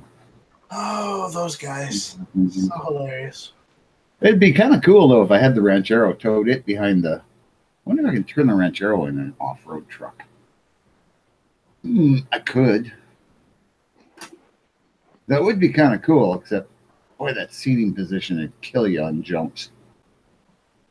You're almost like laying down in the damn thing, sitting right in the floor.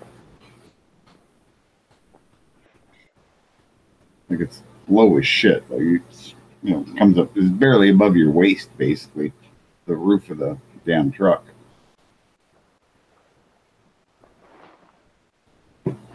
So even with a lift kit on it, you'd probably still be able to see over it, like on a regular truck chassis. Really not a lot of room in it when you think about it.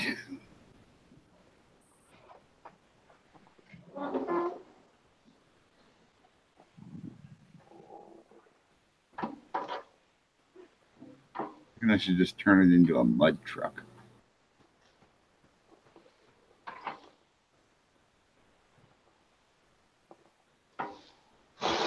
Oh my. So apparently a drunk person rode his horse down the highway in California. Oh my. Car? He was a .21 and a .19, which is obviously over the legal limit. Mm-hmm. So the man was arrested and booked for riding a horse while under the influence. But the horse was not hurt and was released to the man's mother. And the highway patrol said, no, you may not ride your horse on the freeway, and certainly not while intoxicated. Well, that's a good PSA for all you people out in California. Quit riding your horses on the freeway, and don't do it while drunk. I wonder if he was trying to gallop to keep up, or if he was just walking along. If he was galloping, man, that'd be really hard on a horse because they don't like running on asphalt.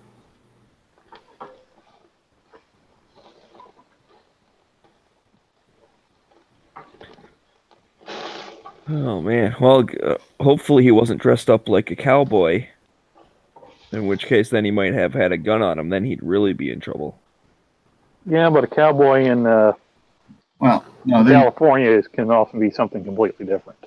Yeah. then he'd probably be dead. If he had a gun on him in California, even if he had a pink cowboy hat on, they'd probably still shoot him. Well, you'll have cowboys out the ass in California, but none of them are packing. Okay, I guess you would know. So was that a survey you did when you were in San Francisco there, Night Strike? Not a survey. Okay, a public service then. It's just the truth. That's how he looks at it. It's a public service for him going out and checking out the packages on cowboys in San Francisco. Oh, come on, dude. What the fuck? Can we go back talking about guns, for heaven's sake? I was talking about guns. It's not my fault Bob's mind is in the gutter. Was I scolding you then? If the shoe fits, wear it. If not, then fucking ignore it. All right, so you know what gun I want to talk about? I think I'm going to get one of those folding 9mm carbines. What the hell do you call them? Yeah, sub 2000. Yeah, sub 2000s. They're available up here. They take the Glock mags. Why don't you just buy the folding Glock instead? I mean, it's a Glock, right? I don't want a Glock. Man. Nice. I just want ourselves We a have a lot barbecue worse gun than a out German there. gun. I like the idea of something that uses the cheapest magazines around. And those are Glock mags, obviously. So, yeah, it's a great idea. I wish they made them that use Browning or Sig magazines, but yeah. There we go. Now she found it. I don't know. At the end of the day, you're still shooting a Kel-Tec. Ugh. No, but those sub 2000s work. I don't care who makes it. I don't care what it feels like. But if it works and it's accurate out to the range it's capable of, like 100 yards, 200 yards, maybe, I'm good with that. Right? That's a good little gun to have thrown in your backpack, and shit hits the fan or something like that. You've got a 9mm carbine with a, in Canada, a 10-round magazine. But it's better than a sharp stick. I mean, my alternative, if I wasn't going to have that in my backpack, it would be like a double-barrel shotgun broke down, right? I mean, you want to get one of those single-shot pack guns? Well, I got that one that Matt had. I just use my double cowboy gun. It works fine for that. It's a hammerless. You just break it down. It's 2 feet. So yeah, it's nothing, right? And a box of buckshot. You're good to go.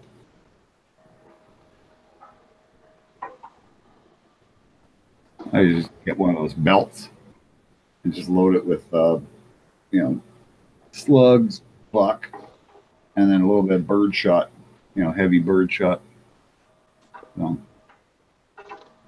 but yeah, and that's fine. But I would much rather have like a little carbine for in case it wasn't animals, or at least if it was the two-legged kind. That's when I'd much rather have that little 9mm to be able to pop off 10 rounds and put them in a 1-inch circle in the middle of the person that Yesterday's saying that the sub 2000 sucks, and instead you should buy a Camp 9. I've never heard of a Camp 9, so. Marlin used to make them. They took, I think it was like the Smith & Wesson 2nd Gen magazines, and then their 45 took 1911 mags. They're actually pretty neat looking, but they've become a bit of a collector's item since Marlin hasn't made them in like 30 years.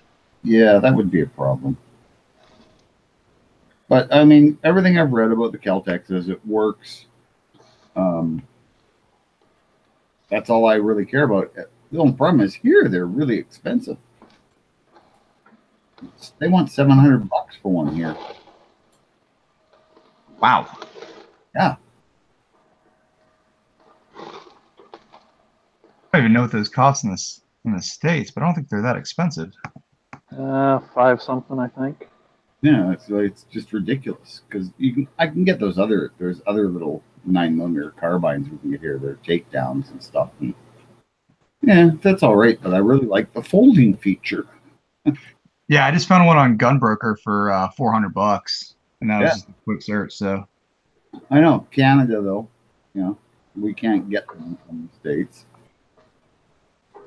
So Yeah, but you also get some of those sweet Norinco guns. yeah, we can get those, but I mean, they don't make a 9mm carbine yet. I guess I can just wait.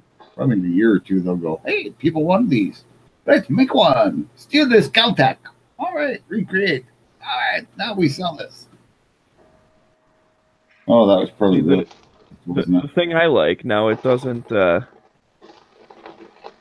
it doesn't fold or anything, but the high point carbine is pretty neat. And they just came out with a 10mm, and from what I hear, like, it's already all sold out. Like the pre-orders or whatever was a whole bunch. But I think that because my buddy's got one in 9mm, and I mean it's kind of big and clunky, but it was neat. And they're also perfect for your Planet of the Apes reenactments. Oh, did they use those in there? Yeah, in one of the movies, I think it was like 2 movies, 3 movies or so ago. But they're one of those guns that's so ugly it actually kind of looks cool. The original movie, it was like M1 carbines with some kind of bullpup stock or something put on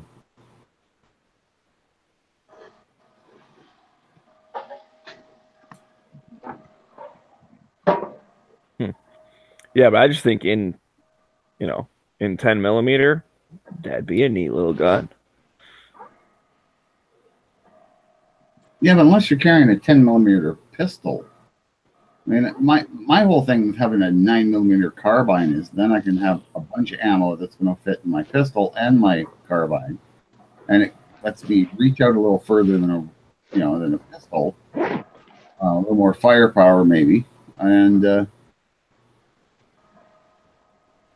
it's like I say, it's thin caliber, so you're not having to carry a chunk of other rounds around with you, so.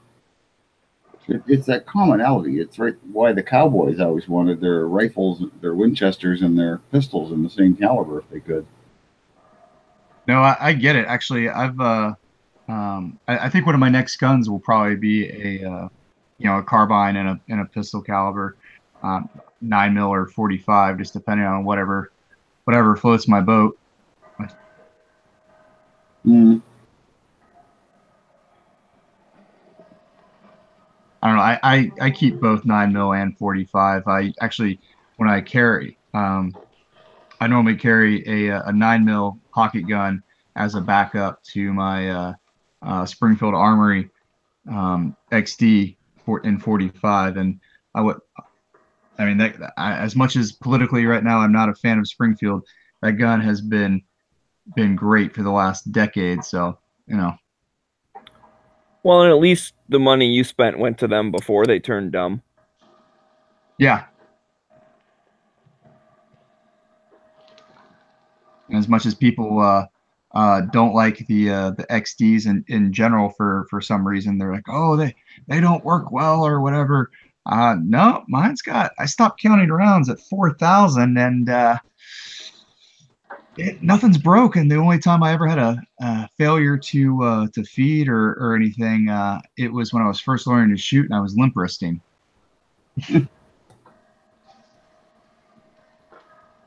Yeah, I'm not a huge fan of them. My buddy's got one. It's okay, but I won't necessarily, like talk smack about it. That's about the best review I can give it is, yeah, it's okay. There's something works. about the grip safety, like I don't know what it is. It just like it makes it feel weird or something. Like I don't have a problem, activating it or anything. It just Yeah. I don't know. Something about it kind of throws me out. Like I'm acutely aware that it's got a grip safety. I don't know. I think because it was my first handgun. I think I bought it in 2006, and I've been shooting it. That was my primary. That was my first gun, the gun I had for the longest time. So I really couldn't say anything otherwise, just because it's just what I've always shot.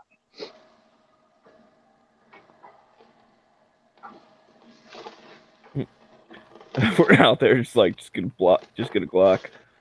Yeah. Those cost money, and I don't have that right now. I mean, you don't need it. I mean, shit, man. Like right now, my brother just got a Colt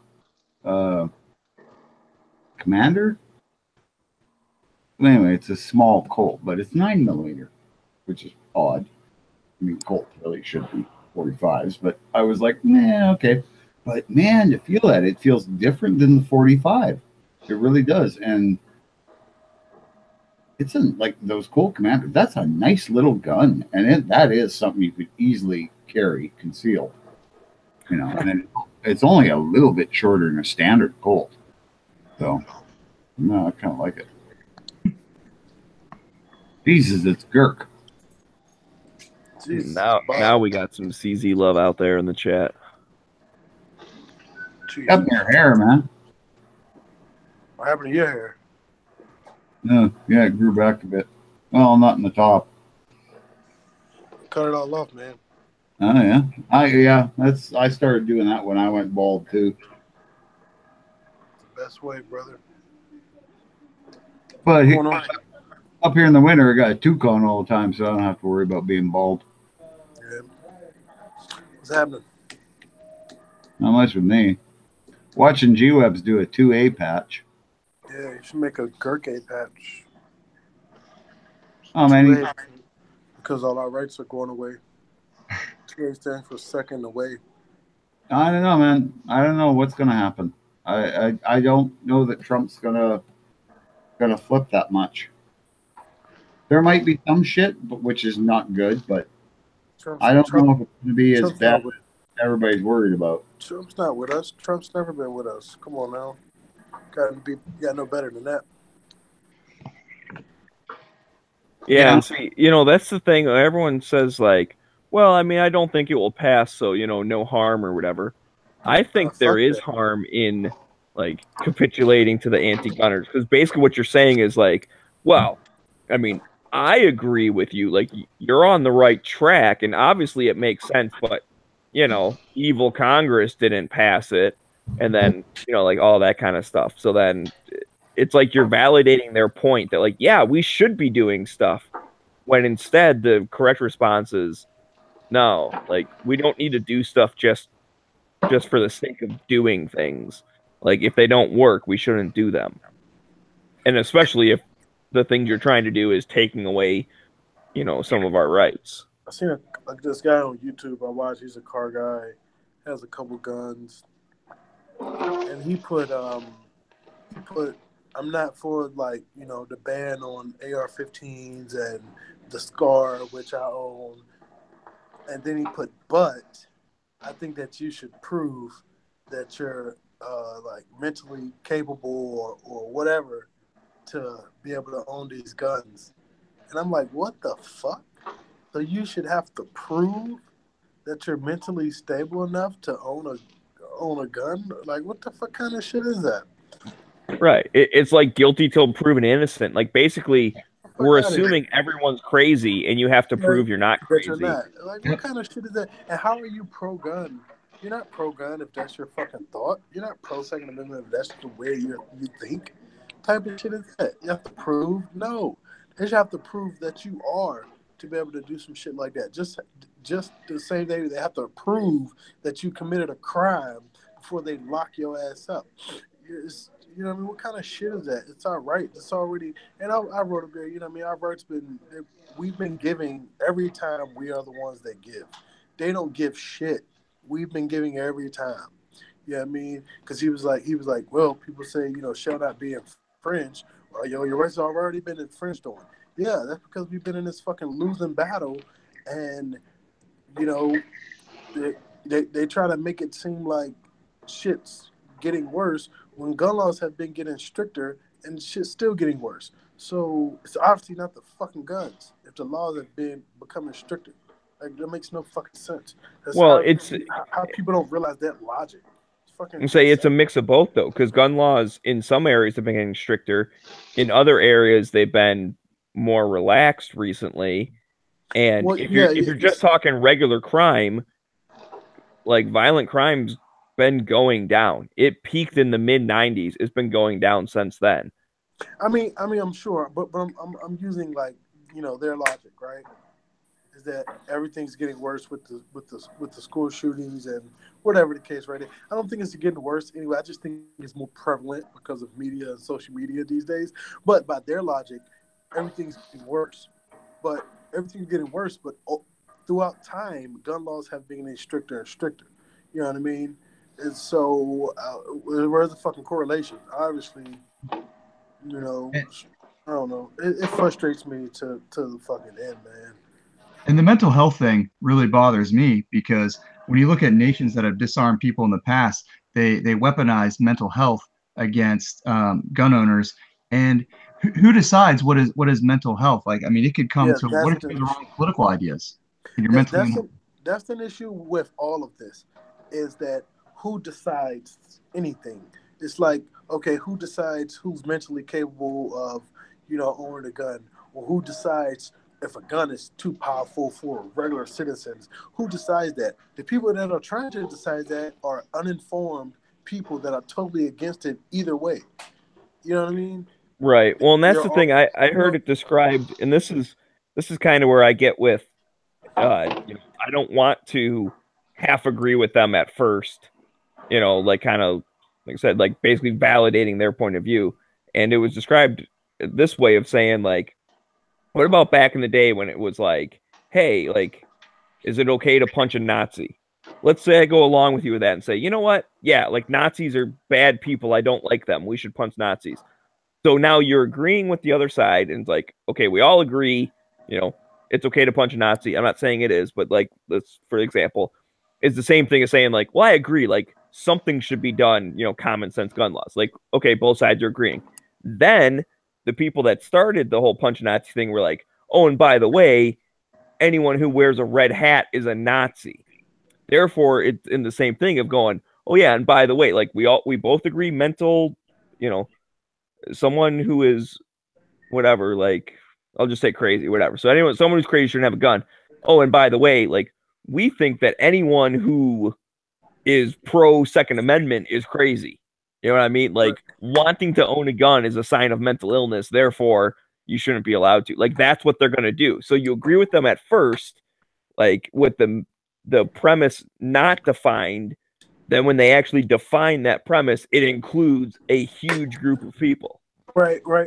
But that's why things have to be defined in the beginning. You know what I mean? You know, and things like that. You know, and but that's my biggest thing as far as like, you know, someone making a law or you know the ATF defining what is or what isn't a machine gun or something like that. You know, it's about who is this an expert? You know what I mean? Firearms. You know what I mean? You know, and someone that has thoroughly looked at the ins and out of the subject that they are trying to define. You know what I mean? That is the issue. We can't continue to let ill-informed people decide, you know, what's right for us. You know what I mean? It just doesn't make sense, and right. People go along with it in any aspect, not even guns. People just go along with it with laws being created in their daily life, and that's the fucking issue. I mean, I'm not as involved as I wish I was myself, but you know what I mean? I don't go along with bullshit either. You know what I mean? Yeah. I mean, I've described it before as like, you know, someone who doesn't know a lot about cars writing the regulations for NASCAR. Like what type of carburetor they're allowed to have or what type of this or that. And if you barely know shit about cars, how can you, like, if you're just like, well, we should get rid of the fast ones. They're too fast. You know what I mean? Like it's the same wording. Right. Like yeah, you should right. get rid of the Like, bad guns because they shoot who too fast. Who gets to define too fast? And is your definition correct? Like who agrees with that? That's the issue. That's a huge issue, man. That's a huge issue, man. Right. You know? And that's why, I mean, I think there is merit to kind of pointing out when an anti-gun politician, especially, because they're the ones actually writing the law, when they say the stupid stuff, the shoulder thing that goes up, or the 30 caliber clip or whatever, you know, And yeah, we kind of chuckle to ourselves. It might not be super productive as far as swaying people's mind, because an anti-gunner is going to be like, well, you're just being mean to me. Like, you're just picking on me. Right. But either way, it's kind of trying to prove that point of you're the one writing the regulation. Like, you're making the rules for NASCAR, and you don't know what a clutch is, you know, or you don't know. Like, right. Yes, it's kind of like I was watching something, and on Fox they were getting this on a governor from Connecticut or somewhere like that. You know, he was talking about, yeah, you know, he mentioned like barrel shrouds, and it was like Hannity, whatever. Hannity's like, do you even know what a barrel shroud is? You know, he was like, yeah, you know, such and such. And I was like, and then he was like, well, what the fuck does that have to do with anything? What is a barrel shroud like doing? You know what I mean? It's like, yeah. what? No, well, Why is this a specific thing that you mentioned, a barrel shroud? Because well, that was a lady. She's the one that said. Well, no, you but know, I mean, this guy, you know, mentioned this governor. He Oh, okay. in his bill or whatever that he's talking about, trying to propose, whatever the case, whatever it was. But he mentioned it, and it's like, you guys heard this thing, barrel shroud, and it's like, oh no, we don't want barrel shrouds. Well, do you guys even know what a fucking barrel shroud is? You know what I mean? Have you Right. seen Well, that's the with a one that fucking the barrel lady said. shroud? I think it's the Like, shoulder thing that goes up. Right. When the last time you've purchased a gun with a barrel shroud? You know what I mean? It's like, what the fuck is going on? That type of shit is so idiotic, man. Oh man. Yeah, all right, shoulder thing that goes up. You don't know what the fuck. You're talking about a stock? Like, what are you talking about? You know what I mean? You know, Whatever you're talking about, it's not a barrel shroud. So right. Yeah, right. And the thing is like, you don't even know what these things do. You know what I mean? You don't even know the purpose of these things, and you know that these things are designed on a firearm for them to work in the way they are intended right. to be used. Well, that's you know because they were handed a bill by Feinstein or by Bloomberg or by whoever. And here's the thing: like the really super hardcore anti-gunners, Yeah. they do know all these differences. Like they know what they're doing. I mean, the people Right. in the middle, I'll give them the benefit of the doubt and be like, well, you're Right. ignorant. You don't, I Right. don't necessarily Just even say that as a following bad along. word. You don't know the technical part of this. And so let me explain it to you and maybe it will make sense. Right. But the hardcore anti-gunners, they have to know all that stuff to know what they want to ban and be Right. real tricky at what they're trying to do. Right. And then anyone else just goes, well, okay, like, Bloomberg told me that this is a good bill, so I'm going to go support it. Right. Even though they have no idea what's in it. Right. I was watching something it was Fire. They were saying that Feinstein isn't looking. I think it was actually CNN. Feinstein isn't. I guess she isn't favorable to get reelected or something like that in California. So that's fucking good. She doesn't need to be fucking reelected. She's an old skeleton idiot. You know. Because my thing is, I understand, man. I get it that we have a shooting at a school. Kids die, it's fucking sad, and things like that.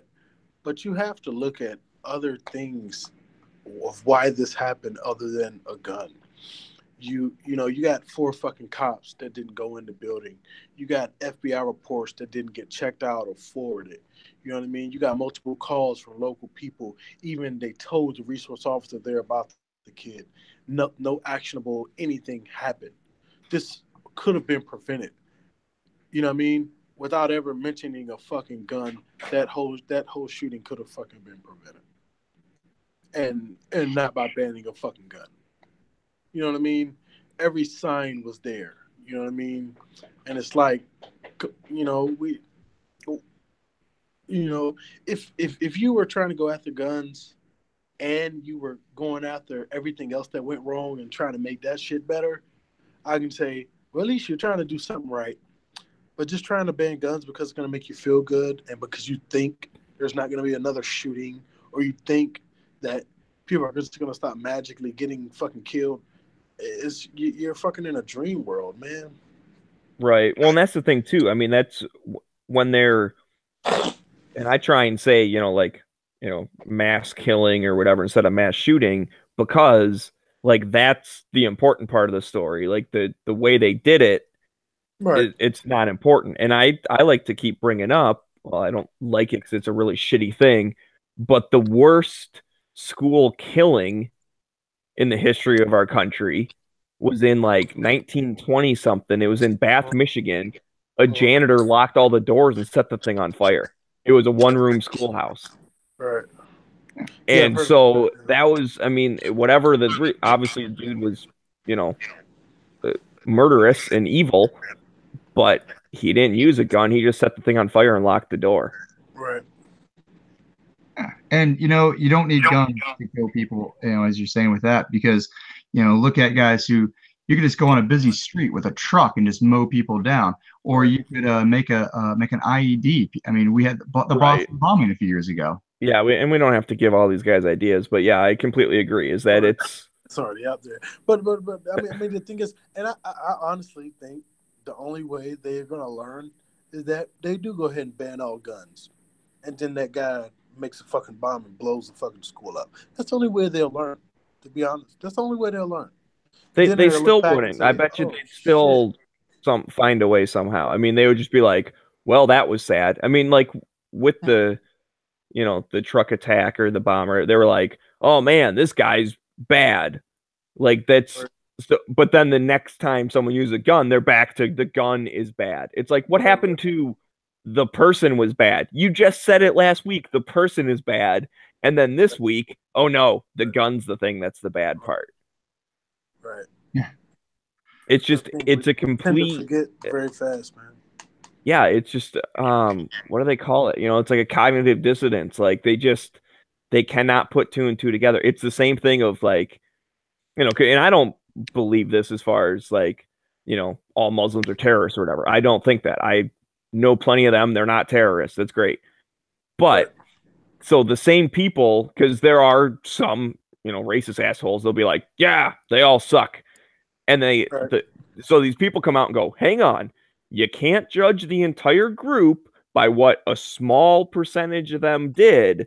Right. Like, and I go, you know what? I completely agree with you. I don't judge all Muslims by that small little group. And then, like, the next day, they're judging all gun owners by what a small percentage did. It's like, I don't get how they can frame the exact same sentence, like, two different ways, like, a day apart from each other. Like, you were just saying how this is bad, and now you're doing that. Like, I love how they do the same thing with the war on drugs. These people will be the first ones to tell you how it's failed, and how all these people smoke pot and it's still there, and banning it didn't get rid of it. So how is it going to work with guns? If you ban the guns, they're not going to go away. Right. Well, I was thinking about let's change it up a little bit. I was thinking about like protecting schools, with police, armed security, whatever the fuck, armed teachers, whatever your go-to is, right? But my thing, I'm like nationwide, I don't think that'd ever happen because it's a financial thing. The motherfuckers aren't routing the tax money that they're secretly lining their pockets with to protect no fucking schools. They're not gonna do that shit. You know what I mean? Which is insane. You know what I mean? Because you're so fucking selfless that you protect all these politicians, you protect banks and money and everything else with armed whoever.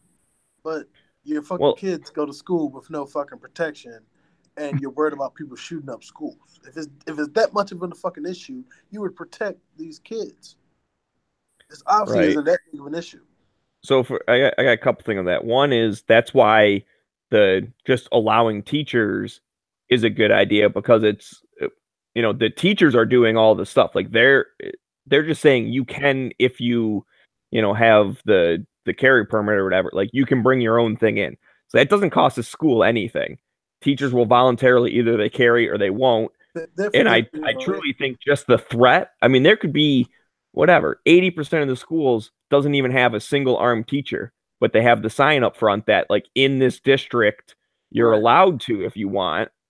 That's going to stop some. I really do think that. Well, the thing about arming the teachers, I mean, I didn't mean to sound like an asshole, but I think they need extensive fucking active shooter training for something like that. Not not saying that for them not to be careful with a gun or whatever, but just so they can respond accordingly and have a plan to have a good response to something like that. That's obviously going to cost money. They figure out a way to try to make the fucking school pay for it. But and I mean, honestly, you got to pay if you want teachers to do that. Also, whether they volunteer or not, you got to pay them more fucking money because our educators are some of the worst fucking paid people in the country, man. And they're the ones teaching our kids, giving our kids this education that they're gonna need for the rest of their fucking life. And now we want them to be armed and go after active shooter if the schools get shot up. We got to pay them more money. You got fucking police that won't even run in there. What I mean? That was the second part that I distracted myself from because it's late and I get distracted easy. But that's the whole thing of just saying like, well, what if you just put an armed guard at each school? Well, that's still not going to stop 100% of anything. Now it might decrease it a little, but the dude was a freaking coward or whatever. And then when it came out that like 3 other people showed up and they still didn't go in, like it'd be one thing. I can almost see the argument of like, well, I'm going to wait for backup. Like I'm just going to rush in by myself. Now, personally, I think, hey, dude, you signed up for that. It sucks that it's a scary, dangerous job, but that's what you signed up for. We also see that they're told to wait for backup. Cops are always told if they're by themselves, wait for backup. Not in an active shooter, they aren't. No. That's extremely old training if they're still being told that. Now, this might not be policy, but the main training on police departments across the country has been if you respond first, you go in after that shit. You know what I mean? It is no more wait around for anything. You go in there because seconds matter. You know what I mean? Every shot is every second matters. Yeah. You know what I mean? So I can't see I can't see why the fuck he didn't run in there. There's no excuse other than he's a pussy. He needs to be off the fucking force because that's what the job. I'm pretty sure that one resigned. I don't know about the other ones, but the initial guy, he resigned. They all should. 3 more people came, and the fucking odds of none of those 4 people going in is fucking ridiculous. What kind of odds are those that none of them went in there? Like what the fuck? The sheriff's instant attack on the NRA and gun owners, right? It's because of this availability of this AR-15 rifle. That's why this happened. He's definitely full of shit because those are his fucking deputies. But I mean, the thing is like, what the fuck? I mean, I get, everyone wants to scream officer safety, but no, you sign up for that. The Supreme Court ruled you don't have the duty to protect, but that's bullshit. Because let me tell you about this: if we have an active shooting here, my guys are ready to fucking rock and roll.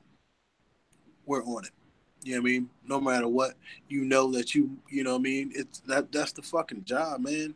You sit around doing bullshit for every single day, and when that one time to act, you need to fucking act. You know what I mean?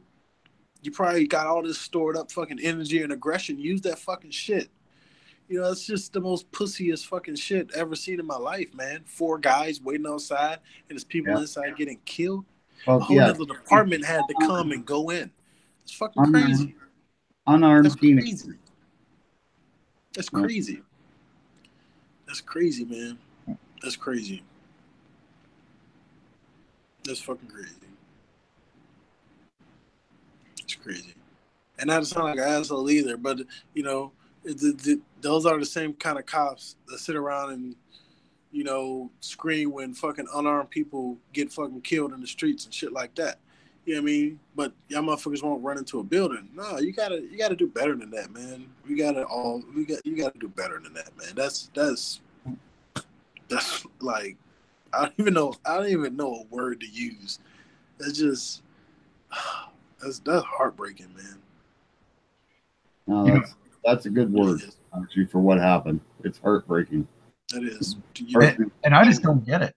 I don't get it. I mean, but I mean, I've been to Afghanistan. I've been in a couple firefights, and there for at least for me and the guys I saw, there was no there we weren't even scared. I mean, we weren't saying we were pumped up or being brave superheroes or anything like an action movie. But I mean, it's just the training kicked in and we were doing our job. Like, right. If it's time to go, it's time to go. Just do what you got to do. If you fucking die, so be it. You can't do shit about that. You know what I mean? You be you first one in the door and catch one to the dome. It was your fucking time. What can you do about that? You can't dodge a bullet. You know what I mean? It's as simple as that, man. It's just something you have to fucking live with. If you do that job and carry a gun, or you carry a gun every day, it's something you got to deal with just as a regular fucking person sitting on your fucking couch. If it's your time, it's your time, man. What you being scared for? You signed up for that job. Go in there. Go get that fucking guy. You'd have went in there as soon as that guy would have seen him, he'd probably killed himself. You know what I mean? Like, it's crazy. Because they didn't even catch the guy there, right? Didn't he like flee or something? And they caught him somewhere else. Yeah, I just found out that the other day that that's ridiculous. So you telling me this guy was able to shoot up the whole school and get away? Well, I guess like he left and like went to like Walmart or something. They caught up to him and apparently he was just like, oh yeah, I just shot that place up. No, he went to a Subway and then he went to a McDonald's. He went to a Subway and had a sandwich apparently, and then went to McDonald's. And he was either way, yeah, it was nuts. I didn't know that. I just Wi-Fi. He was able to have a sandwich. Yeah. Jesus Christ. You're trying to tell me this guy shot up the school. You got 4 officers outside, and he was able to leave and go have a sandwich. He probably could have fucking came back and shot more people. They still would have been outside. Well, he'd left his gun inside, apparently. Well, that wasn't serious. Dropped his gun and whatever else they said he was carrying. Dropped that inside on the 3rd floor, and then escaped with the other students. One of whom says she ran beside him and went, "Wow, I'm surprised it wasn't you doing this." Well, that's what she said. That's what she I haven't said. heard that report. That sounds interesting. He got out with the students. She also said there was a second shooter, so. Yeah, that's what they say. Yeah, it's just some. Look, I bet there's videos on YouTube saying the whole fucking thing is a hoax too. So. Oh, I know that, and that's just stupid. I mean, because I don't think they fake people really dying. That's going on. No, that's complete bullshit. That's flat Earth type theory, right? You got to be a flat. Every shooting, man. Every shooting, there's a hoax thing, false flag, and it's like every single one, really. So they're just gonna keep failing at getting whatever accomplished that they want. So they just gonna keep doing them because it makes sense, huh? Like get that fucking false flag. Like you really gotta prove to me that something like that was fucking fake. It had to be all over the media and everything for me to believe something like that was fake. Like get out of here. Yeah. I mean, it's yeah. And then in 50 years, they're going to come out and say it was fake, go for talking type shit. And I'm going to be like, oh, well, they got the guns now. Go for Tonkin, though. Look at, there was no way to check up on that. Yeah, right? You're right. Out at sea, these torpedo boats attacked us, so we had to sink them. Right. So they started it. And it's like, how do we know? Because everybody in the torpedo boats is dead because you blew them up. Right. Yeah, that shit's crazy. Yeah, but it's not that way though. I think we're good. I mean, the thing is, we're finding out so soon that this sheriff is a piece of shit. That he actually, he was trying to deflect the blame from his own department by going after the NRA. You know what? I wish that I wish that all of our media just stuck to the fucking facts and just called people out on their bullshit the same. I mean, because we have this divided ass country, this politically divided country, and between the politicians and the fucking media, we can't get along and get a fucking straight story, and every like it or not, everyone gets all their information from the media, one side or the other. You know what I mean? So if we had a fucking media that would just go facts and call people out on their bullshit, I think it'd be a whole lot better in any situations we have. I think what you're saying is we had a media that actually did its job. Oh, like yeah, definitely. Like it did used to do a lot better job, like in the 50s and shit like that. But we also got a lot less of it, right? Part of the problem is the 24-hour news cycle. Yeah. Well, the 24-hour news cycle is the 24-hour cycle is only our national news sources, and our national CNN, and Fox and MSNBC. I don't know who the fuck watches them, but I mean, they're political news sources. They're not really, you know what I mean. That's all they are. You know what I mean? They're national political news. They don't, they don't really do anything else. You're there to reaffirm your own beliefs. But they're like, that's what they were originally for. Not like CNN used to go, where they're going to tell you the truth, and they would say some things that were uncomfortable for some people and some things that were uncomfortable for others. But they did, make an attempt to be unbiased. But now they've just, like, all the news has become so biased. I mean, and then they talk about each other. Only time I watch CNN is when Anthony Bourdain is on TV. Yeah, I'll watch it because I like to, I like to know what the enemies are doing. So I watch all that. I don't watch that shit. I can't watch. I can barely watch fucking Fox. I watch RT. I can barely watch Fox. I don't even like that. Like, I hate fucking. Well, it's all about they're trying to ridicule somebody, and I don't care about that, man. I mean, I want to know what's going on, and I like the little debates, but give people time to talk and explain. Then they always come with the stupidest fucking rebuttals that don't make no sense. It's just fucking, I don't know. But I gotta go. I'll be back. I gotta go. I gotta walk out real quick. I'll be back. Give me like 30 minutes. All right, take it easy, man. Go on. But yeah, that's the thing with like the mainstream media that really bugs me, and I don't understand it because it's like they're trying to kill 24 hours a day, and there's not really 24 hours worth of news in a day, yet they still have guests on for 5 minutes at a time. Like, could you not just have a decent discussion where each person gets to talk for like 20 minutes? Just make it an hour-long show or something. Like, I don't get why it's like we have to always be refreshing the same headlines over and over again.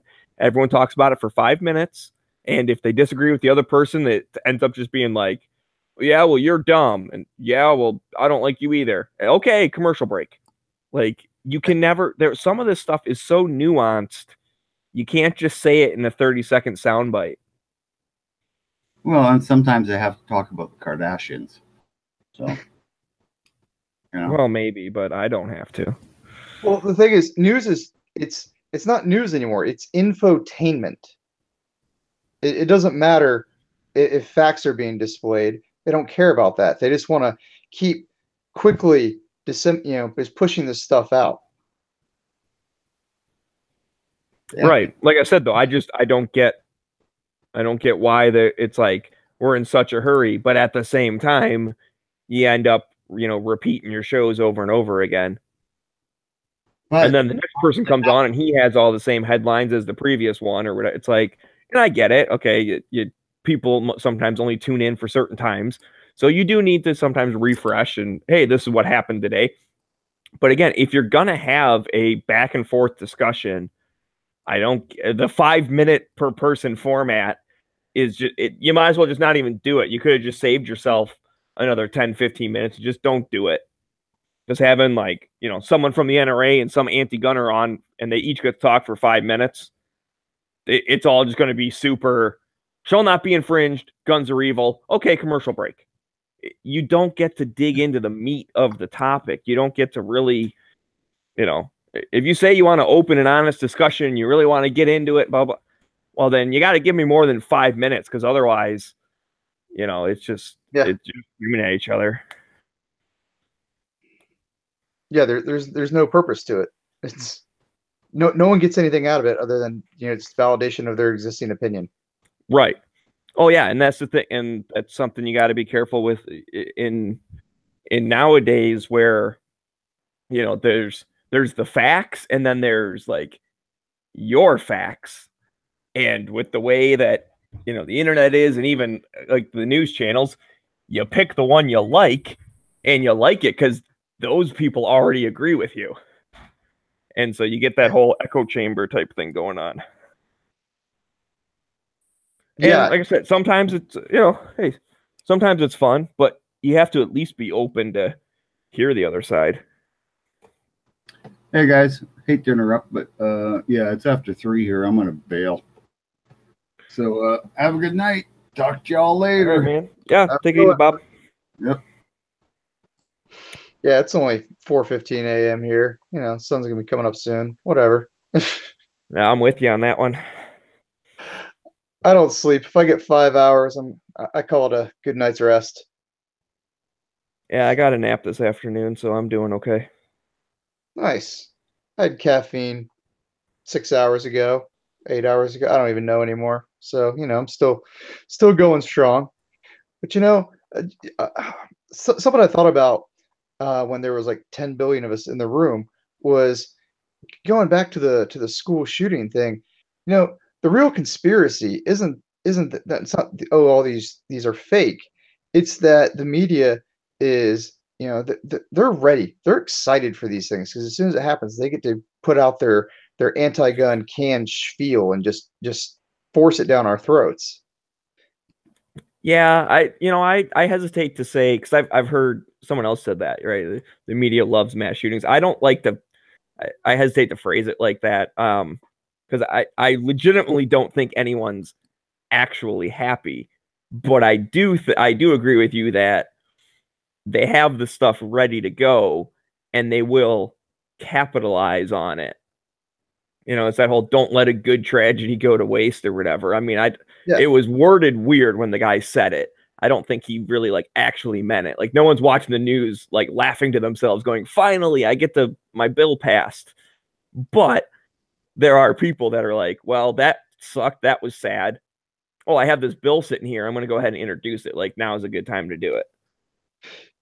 Yeah, you're right. I mean, it's definitely cynical, but for the news media, I mean, they have the phrase "if it bleeds, it leads," and so there is a truth in that.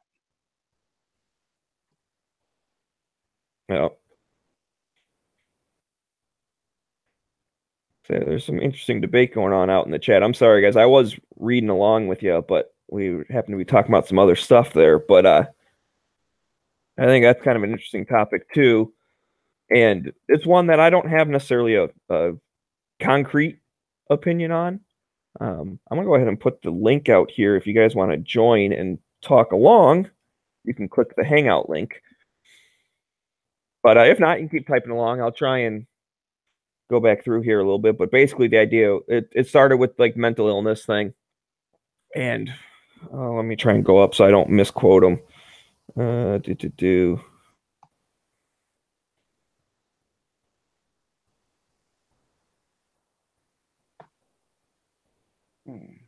Is this where it started? Sorry, I'm getting.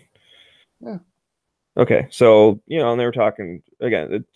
Some good points before too. How they just any kid acts up a little tiny bit. He needs drugs or whatever. Yeah, I think that's a problem as well. But starts by saying that just like I would never give a mentally handicapped individual a gun. I came back with I think that's a bad way of saying it, because just because someone's mentally handicapped doesn't make them violent. Comes back with well, just because someone's drunk doesn't make them a murderer, but they shouldn't be driving. I wouldn't give them the keys. So I do kind of see what you're saying, but there was a good rebuttal to that one. It's being mentally handicapped does not imply you're a danger to yourself or others. And it definitely, there are degrees to this. And that's the other problem, where you just want to like draw a line in the sand and be like, nope, no one can have it. Like you have to, it's almost case by case basis. But I'll just say, I specifically know people that if you broaden that definition would fall under that. And yet I would trust them with a gun, absolutely no problem. Right. And I mean, look, I mean, if you're autistic, isn't that considered mentally handicapped? And you can have people who are autistic and they're way smarter than your average person, being completely functional people.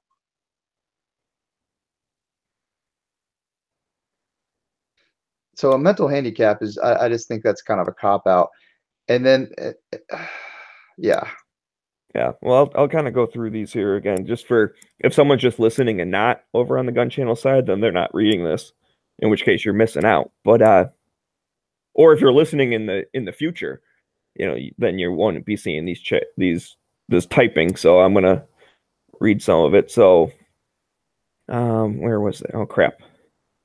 Wrong button. So they say politicians are looking for the line and definitions to use to ban those they see mental health professionals. So like even just seeing them for anything, like that's where they want to draw the line, and that's where I definitely have a problem with that. Oh yeah, absolutely. I mean, you may have to, in the military, there are times where you may end up having to talk to a psychiatrist or psychologist, coming back from deployments or whatnot. Are they going to count that against, people? Right. Yeah, I don't know. That's the problem. It's you don't know where they're drawing the line. So he comes back with they do not have the mental capacity to take care of themselves, and they're consistently doing dangerous things. They're a danger to themselves and others. Well, okay, if there's somebody like that, there's a process in place, and then that person could be adjudicated mentally ill, and then that law already stands. They can't have a gun. So that's already how it works now. So my whole thing is that if they're not in that scenario, it's not that they can't like completely take care of themselves or they're always doing dangerous things. Like they have some type of mental illness. It doesn't mean that they are a danger to themselves or others. And he did come back with something. Oh crap! I just lost it because it scrolled down. Yeah, my issue is not with someone who seeks therapy. My issue is flagging with people they know have issues. So yeah, I mean maybe they could do a better job at that. The problem with the whole flagging thing is sometimes it comes in hindsight as 2020, where it's like after the fact you put all the pieces together and be like, oh, we should have seen this coming. But other times it's like, okay, maybe the person's just a little out of it and they end up not doing anything wrong. So you're going to catch all of those people too and take away all their guns. Like maybe it's erring on the side of caution, but I just think that takes away too many rights. I think if you have enough evidence to, petition a court, then okay. Because at least then you've had people look at it. Maybe you've had a chance to put your side of the story up, and then whatever happens, happens. Yeah. Yeah, and then they bring up the thing with the Social Security and the fiduciary and all that stuff. And that's the thing. That's one of the things that I remember when that went through.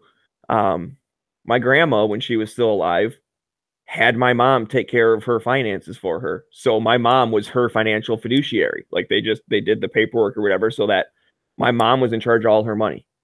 My grandma was sound of mind up until, the last day. I would have trusted her with 20 guns, no problem. She was completely fine. She just, didn't want to deal with the financial stuff. And so in order for my mom to be able to like write checks from her bank account or, get the bills from her stuff and cash her checks and all that stuff, they had to do a thing where my mom was technically in charge. So there's probably plenty of people like that could handle their own money if they wanted to. They don't want to. And that's a way of doing it where it's like, oh, I'm just going to put this person in charge because, I don't feel like doing it. And they would fall under that same thing. So that's again, I think that's a slippery slope kind of, gray area type stuff. Yeah, the whole mental thing is, it's definitely something that needs to be addressed. But it seems that we've already got basically the laws on the books. So why don't we just work on actually enforcing what we already have? The thing in Florida, the whole debacle we've already seen. The FBI. Everything was working so much that the FBI was told, and they dropped the ball there. So it's kind of why don't we fix the things we have instead of just going, oh, let's pass a new law or let's do this or let's instead of reacting, let's just fix the system.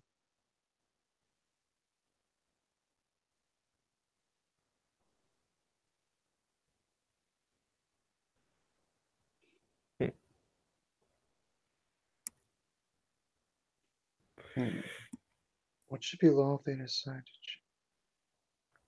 Yeah, so like I said, interesting stuff going out in the chat there. Yeah, I'm taking a look at it as well. I mean, it's listen. I'll give you the benefit of the doubt. I mean, if you work in the mental health profession, then yeah, you probably do know more than me. I won't claim that I do know all the answers and know all the stuff. I know how the stuff gets spun, and I just think that there's going to be a lot of decent and good people caught up in the net when you just say, the broad term, especially undefined, mental illness, because that could be a heck of a lot of things. And we already know that's the anti-gunners game plan. It's like I described earlier. It's okay to punch a Nazi? Yeah, sure, I agree with you on that. Okay, great. Everyone on that side of the room's a Nazi. And you're like, well, wait a minute. Hang on now. That's not what I agreed to. Nope, sorry, you already agreed to it. So if you already agree to, pass the law, hey, mental illness, and then they say, oh, by the way, all of these people are considered mental illness, well, what the heck, dude? Yeah.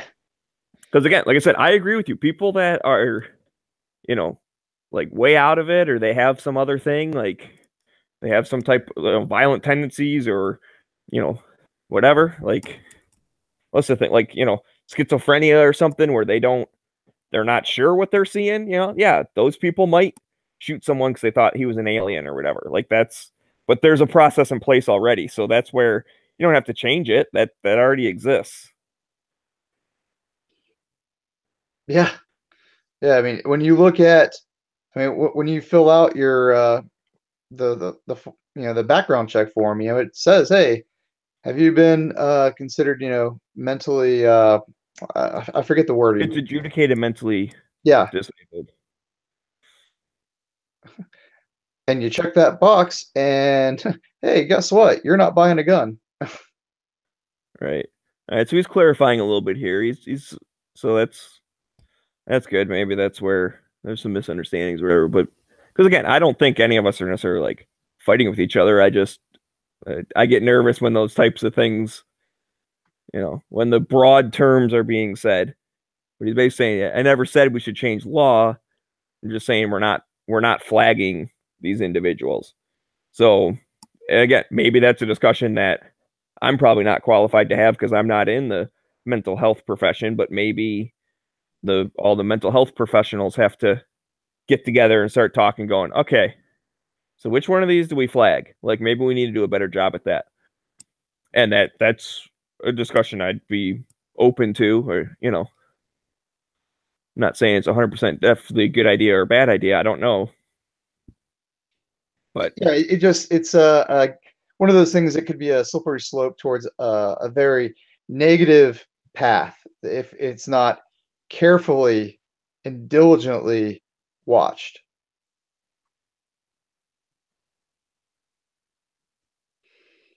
Yep. So that's the thing. As long as okay, that's cool. So I mean, yeah, it's one of those things. I bring it up just for the fact of especially if I'm used to just talking to the regular public, right? Someone watched something on CNN and was like, "Oh my God, crazy people get guns? Like that seems bad." And so I'm used to dealing with those types of people, and it's like, again, I'm okay with doing a little more flagging and all that stuff, as long as we keep in mind that no one can see the future. And it's an unfortunate reality, but it's hard to, when you can't see the future, to then only flag the people that are definitely going to do something and not falsely flag, no pun intended, because I don't put a tinfoil hat on, falsely flag someone that just has something else going on. Now, get them into whatever, a second step of evaluation or something, maybe, or do, be a little more proactive instead of just like, oh, we got this, actual report of a threat, but you know, we showed up to his house and said hello and then walked away. Like, okay, maybe there could have been more stuff there, but you still need evidence and facts. You can't just start locking people away or taking their guns away because, they might maybe do something possibly. Yeah. And I think a big problem is also our society overall, where at an individual level, people are the Florida thing being the exception, where everyone was trying to go, hey, FBI, this guy said he's going to go kill people. But I think overall, this last shooting is the exception, and that people are not aware of these people's mental instability because they're not paying attention.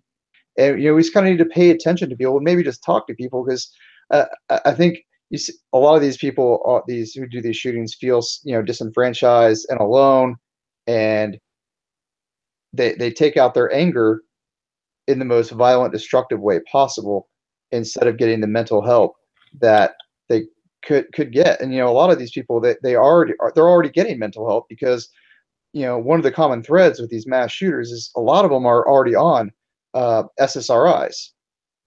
So there just needs to be people just checking up on others and go, hey, how you doing? Yeah. Well, and unfortunately, that's definitely a bigger society type issue. It was something I brought this up a little bit ago. When I grew up, and maybe it's just because of the way my neighborhood was or whatever, but I knew every single neighbor on my street. Partly because, like, my age range, there was a handful of kids like 1 or 2 years older than me, and a handful of kids 1 or 2 years younger than me. So for me, those are all within, like, go play hockey with range. So there was just a crowd of 12 or 15 kids every single day, and we just would go over to each other's houses and wander around, and like I knew everyone in our neighborhood. When I got older, I moved into a different house, and it's like I never even really learned my next door neighbor's name. You know what I mean? Like, it was just a different. Also, like I said, that's when I was in college, so I wasn't home as much or playing in the park or anything like that, so you're less likely to meet your neighbors. But still, it's like it was just a different feel. And I think just in general, the country's kind of like that, is people don't really know their neighbors as well. There's probably still areas where everyone gets together and has barbecues and they all know each other, and that's awesome. Maybe it's just when you have kids, you know your neighbors because there's a need to, and the kids do because you got nothing else to do except meet them. When you're older, like you say, you got lives, so maybe it's not that the world's different. Maybe it's just people are different at different ages. Well, that's possible, but then again, like in the house I'm in now, I mean, obviously I'm old now, and I know my neighbors on this street. So it was something about that street that, like, we didn't really know our neighbors, and I don't know what it was, but and that I could just be, confirmation bias or something, or nostalgia bias. But either way, if I'm wrong, then okay, fine. But if not, and you live in one of those neighborhoods where you don't know all your neighbors, like, go meet all your neighbors. I think that makes a big difference. You certainly are less scared of your neighbors if you actually know who they are. And I feel like that's a fundamental thing when people are just like, well, ban guns because evil people are out there. Well, it's because you think all of your neighbors are evil, or like because you don't know them. Once you get to know them and find out, oh yeah, these people are gun people, and I've been living next to them for 10 years and they're super nice, you're less scared of gun people because you've actually met one now. Yeah. However, I mean, some people they will just be that they're not willing to sit and have the talk. I mean, I've invited people who are anti-gun. I'm like, well, why don't you just come shoot with me? It's not going to cost you anything. I've got the ammo. I'll give you some hearing protection. We'll just go shoot for an hour or so. And those people, they won't take me up on it. And most people I'm used to most people being pretty willing to do that, but I've met a few who just won't.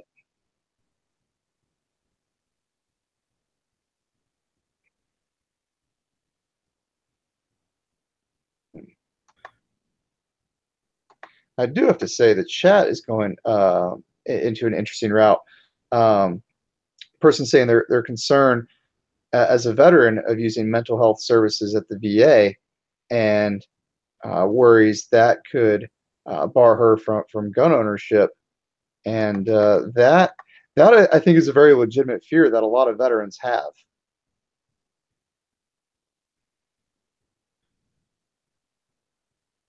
Yeah, and I mean, I do like I agree the world should work this way. Is that therapy should never have that consequence. Like you should be allowed to go get help, and you know, there you go. But that doesn't mean that's how it actually works. Yeah. So yeah, in a perfect world, yeah, you should be all right. But and the problem is the people that it's the like the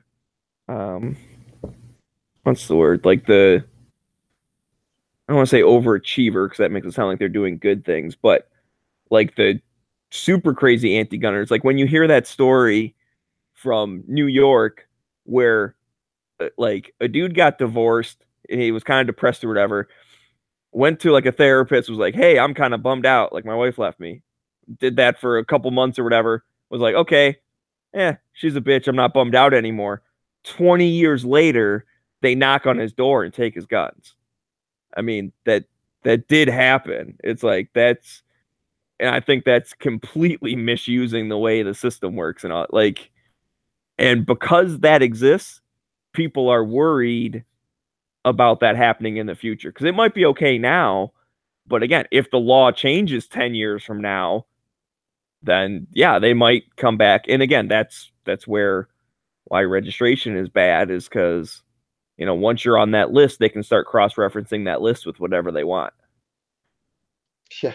And if at some point in the future they decide, well, anyone who has parking tickets shows that they're, in a irresponsible person because they'll just park wherever they want, therefore they can't be trusted with a gun. I mean, I'm obviously making up a silly thing, but like that's the type of stuff that happens. Like they change the law, change the law after the fact. So now something that happened 20 years ago comes back and bites you in the ass. Like that's not cool.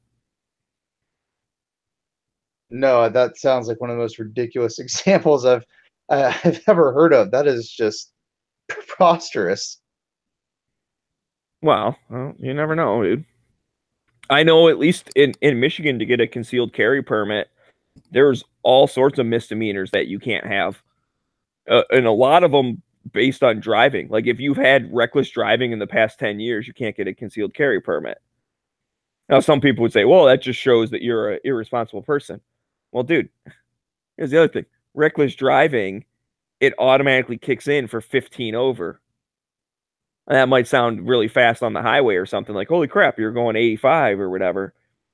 But, some side streets, you can go 15 over and, you're really not going all that fast. Yeah, like 40 and a 25 on a rural road. No. Well, there's a road out right by me actually that it's as big as all the other main roads around that are all like 45, and for some reason this road is 35. Like it's not like it goes through a neighborhood, because I got to admit that's one of my pet peeves of like an actual like neighborhood with kids riding their bikes in parks and all this shit. People flying down those. Dude, you suck, all right? A ball's gonna go out in this road, kid's gonna run out after it because kids are dumb.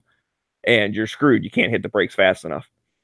But this road, it's a big, wide, open road. Like, it should at least be 45. Well, it's 35. So I'm already, like, my brain's already telling me to go 10 over. And if I just have a little bit more of a lead foot, now it's reckless driving. I mean, whatever. It is what it is. But the whole thing is, like, all that kind of stuff was wrapped up into getting a carry permit because it is more restrictive than being able to buy a gun, because that just follows the federal level. Yeah.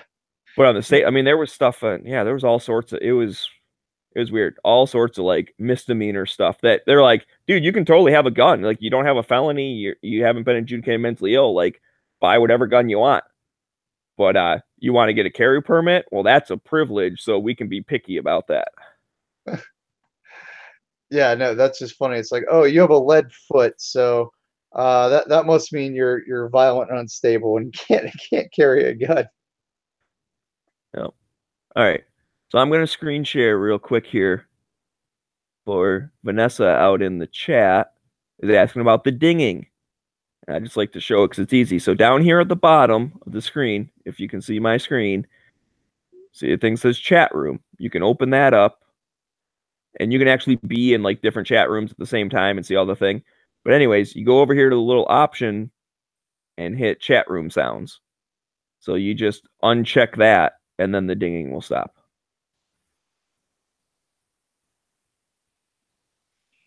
Something I learned just a few hours ago.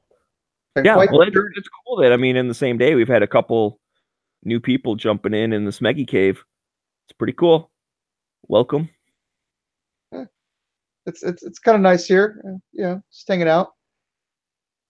You know, I think a little damp.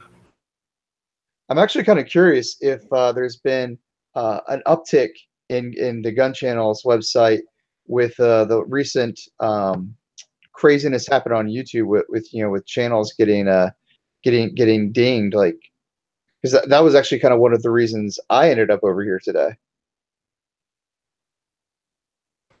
I mean, there must be some new people around, I guess, but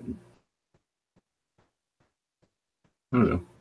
There's a lot of people that have been active lately, last 6 months or so, so it's tough to know. A lot of them are doing more and more shows, so that's, I don't know if somebody's new or if somebody's splitting off and doing a new, new thing. Gotcha. No, because the reason I ended up on here was Never Enough Matt with Never Enough Ammo. He did a video and was talking about you guys like earlier today when he had a live chat with him and Yankee Marshall. And I was like, all right, I'm gonna come play on this. Right on. Yeah, he's been doing a show forever on different platforms, and yeah, he puts his stuff on gun channels. But yeah, I'm not sure. I'm taking credit for Vanessa because she was watching my show when she joined, so I'm taking credit for that one. There you go. The Smeggie Cave, growing gun channels. Yeah, exactly. Well, I mean, I just like it because I mean these are the types of conversations I enjoy having, and well, somewhat. And the other part is just talking, actual gun stuff and detailed things. I've learned a whole crap ever since I've been on gun channels. Learned a whole crap about different guns that either I've never owned or I just never knew. Because I was kind of new into. I've always liked the Second Amendment, but I really got into guns basically in 2013 when like all hell was breaking loose. Oh yeah. I've had a shotgun since I was a kid. My dad bought that for me, and I went hunting one like as soon as I could, 15 or 16 or whatever. But I bought my first handgun in December of 2012, like right before that asshole did the crazy thing. In fact, back then we had a wait. I guess it was a waiting period, but you had to get a purchase permit if you wanted to buy a handgun. So basically, you go into the police station, be like, "Give me a purchase permit."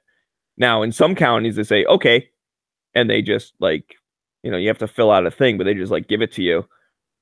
And then, but in Wayne County, which is where Detroit is, it says in the law like they have like up to 3 days to return it, like to approve you or not. And Wayne County reads that as, oh, we can force them to wait 3 days. Like they didn't do any extra checking on me. They didn't do any like more detailed stuff. They just waited 3 days till I was allowed to come back and pick it up. Anyway, so I found the gun I wanted. I put a deposit down on Sunday. The craziness happened. I picked up my purchase permit on Wednesday because I went into the police station on Monday morning, filled out my thing, came back on Wednesday, went to the gun shop, and the place was like stripped bare. So that was kind of my introduction into really be involved in shooting and guns and whatnot. Yeah, I mean, But I've grown so much since then. hey, we all got to get started somewhere, and I mean, just in the conversation here on tonight, talking about the bill in Ohio, I had heard about it in some of the details, but when you went into the specifics of the 10 or more, that's where really learning occurred.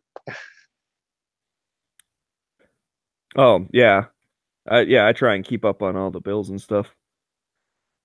Well, yeah, I mean, we talked earlier about how you have a video due in like 4 days now on that stuff.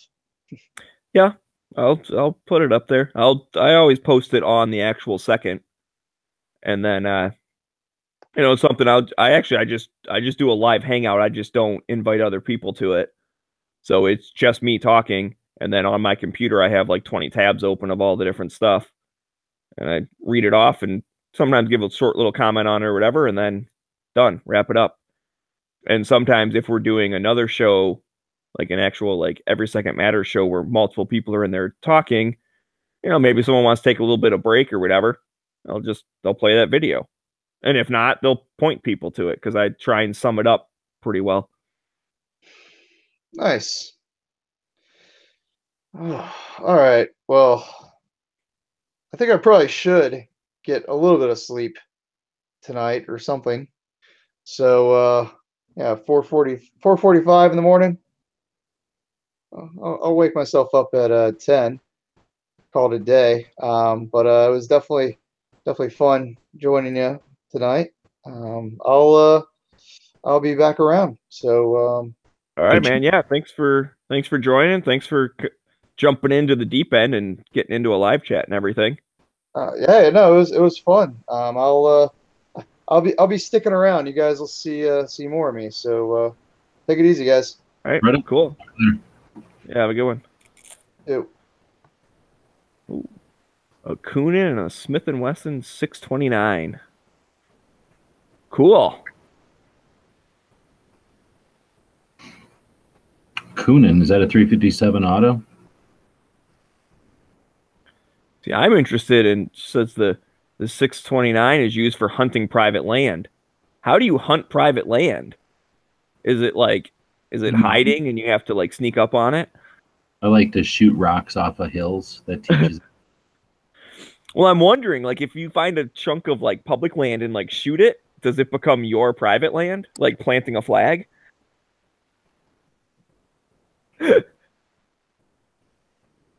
And yes, I think we've transitioned into the silly part of the night.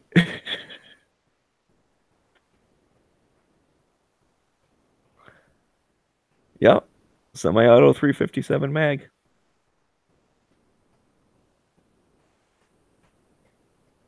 I'm going to undo this one and put this one in. That, I think, is more strategic. Okay. And sick of this one printing, so hopefully it'll be done pretty soon.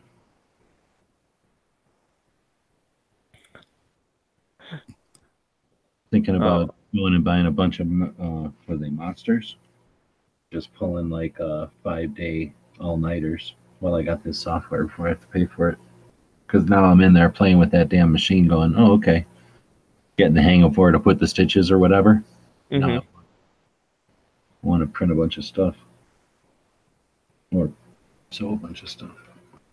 Oh, so that's what the software is the one that tells the sewing machine like what to do? Yeah, it takes the software from an image to where the needles are gonna hit down. I've got other stuff that can feeble along, but this is like the fancy shit. Right, and that's the one once you kind of learn the tricks of like, oh, I should have like done the border first and then come back and do this part and then do that part. Like exactly, you can make it look different. And it's like, at least for me, like I'll get the hang of it and I'll figure it out and I'll do a bunch of stuff like Bob's Patch. I couldn't do Bob's Patch again right now. Like it would take me a while before I figured all like the little things like you're saying, like, oh, I got to lay down the gray and then the white and then turn it off and then do this, just because I don't do it good. I fart around. Anyway, so once I'm into it like this, I'd rather just stay doing it for a minute because then I can forget it all again until I need it again. Because I do have a couple that, well, I'm about to go test another one here. But if this one works, then I've got one that I was trying to do when I first got the machine and I couldn't do it. It was beyond me. And I think now I can do it. Because you've picked up enough skills. Learning. Yeah. But at some point, I'm going to pass out. So I got to figure out how to balance all that. Are you about to shut this shit down or you can just keep going? I'll stay up if people want to talk. Which knives do it over in his little area? Knives. He's making some money right now. He's not making money, but he's at least people are contributing to the knives pile. Oh yeah, by getting the He's off.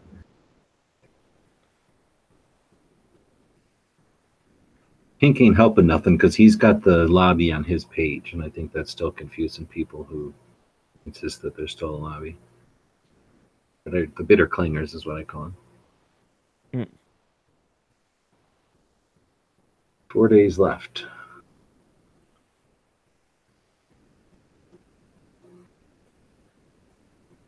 Oh yeah, see, Knives ain't dedicated. He shuts his stuff down early. Come to the Smeggie Cave. We'll be online at 5 o'clock in the morning Eastern. Were you around for when Russ had that one going for like 20-something hours? I think you were working. But Russ had one going one day. I think he started it like on a Sunday morning or a Monday morning. Maybe it was a holiday.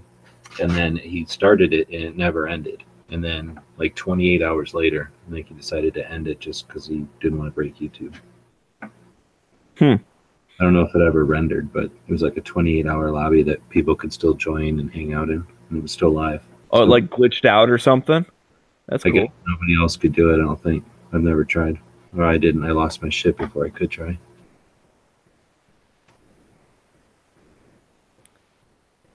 Oops. Have you subscribed to my channel? Yes? Or no, I hate myself? Nice.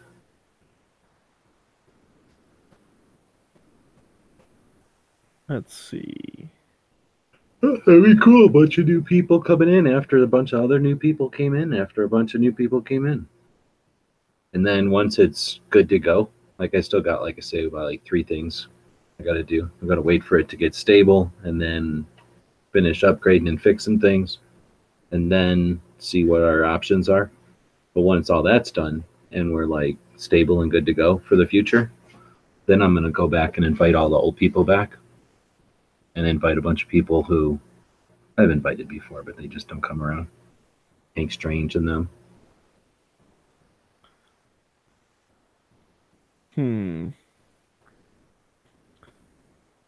I'm trying to add someone as a friend.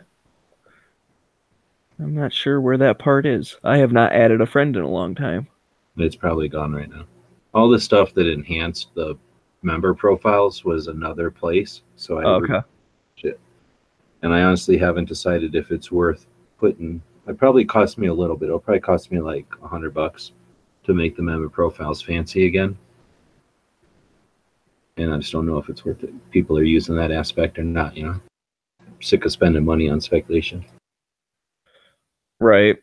I bought so many pieces over the years, and like nobody even uses them. They're like nickels and dimes, yeah. Well, hundreds and dimes, yeah. What is that? Hundreds and dozens, yeah.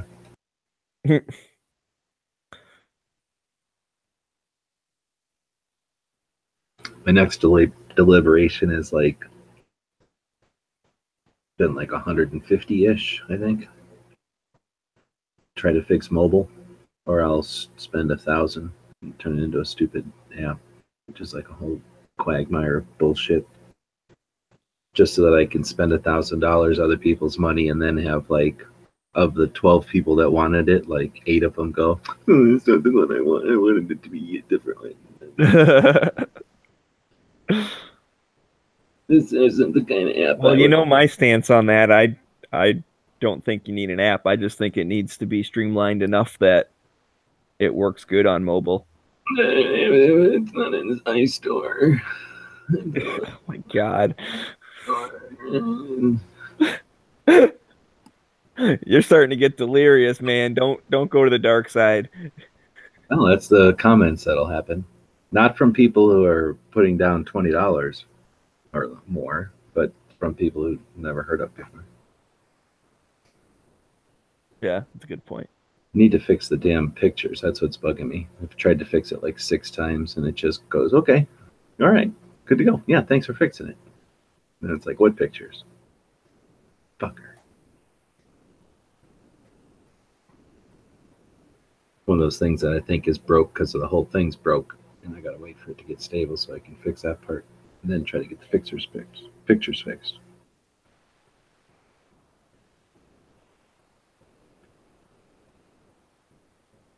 Oh. I think it looks better now in blue. You're already getting the hang of it, or I'm already getting used to the look of it.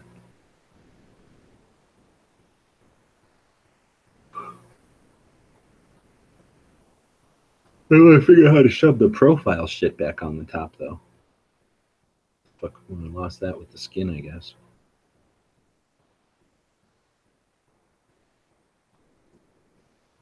Oh yeah, to be able to get to like your own like profile and stuff. Yeah, it used to be up there by updates, you know. Yeah, it had your little picture. Yep.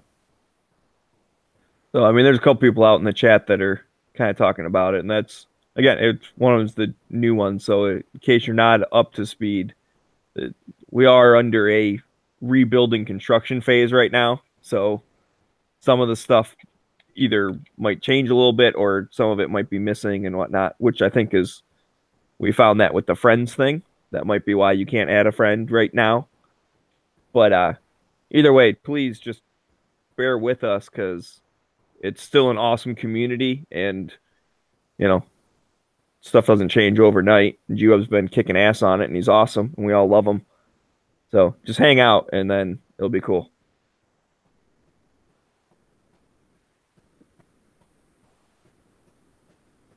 It's gonna be awesome. Yep. Yeah, and the phone stuff, which what you're talking right now. Yeah, it's tricky on the phone right now, but that's something that will be taken care of.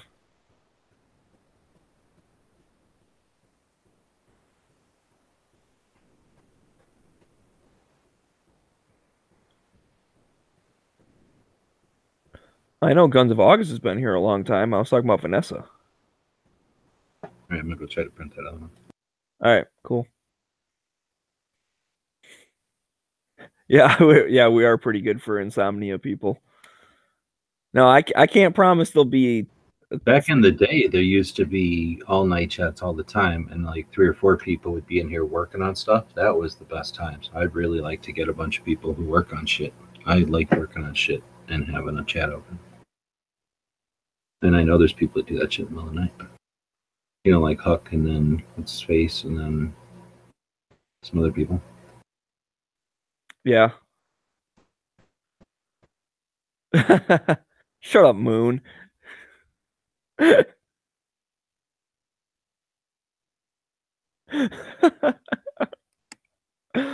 Oh man.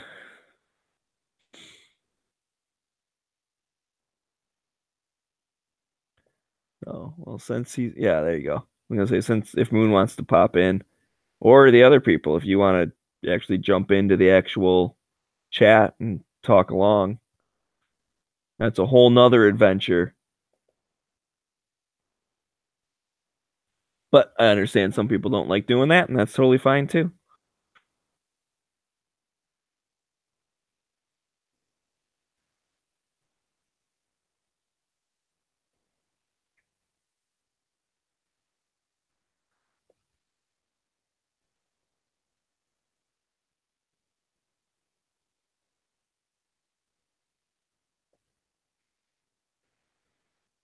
I knew I recognized the name. Yeah, the Hank Strange. I think that's where I saw the name before.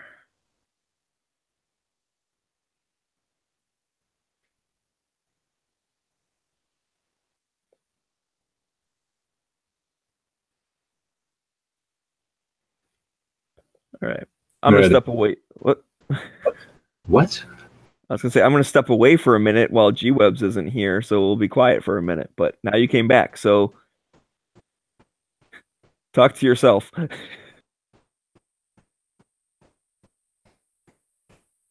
Hank let out a number to call Google. Call Google for what?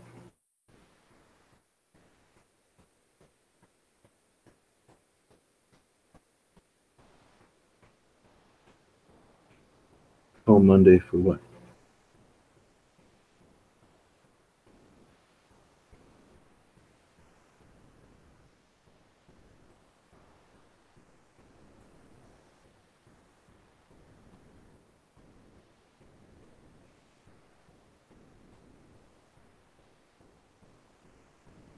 Oh.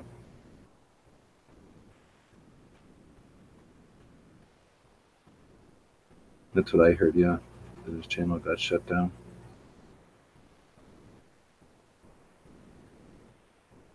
I don't watch enough YouTube to know if it's all channels or just all of us that are getting all the hits right now.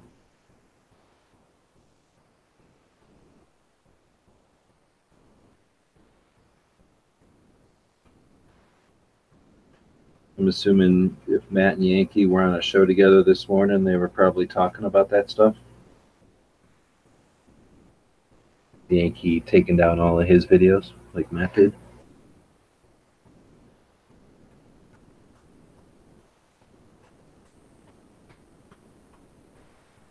I've invited Hank to come over here and set up shop on gun channels. I don't know. Interested now that he's got other things he's looking for.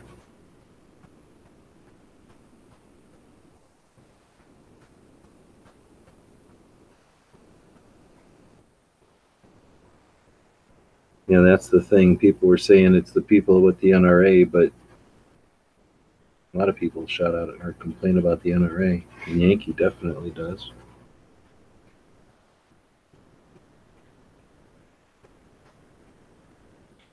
Okay, I'm back. I can stay up for 8 hours at a time in the middle of the night, but I can't do that and also not have to pee. What I do is a chat. Well, okay.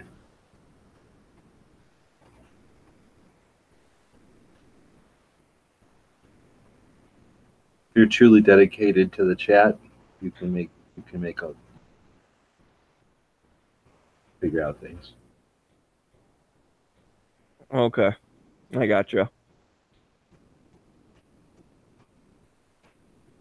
That's not how I roll in the cave. Hey, look, you're drinking Mountain Dew anyway. That's all I'm saying.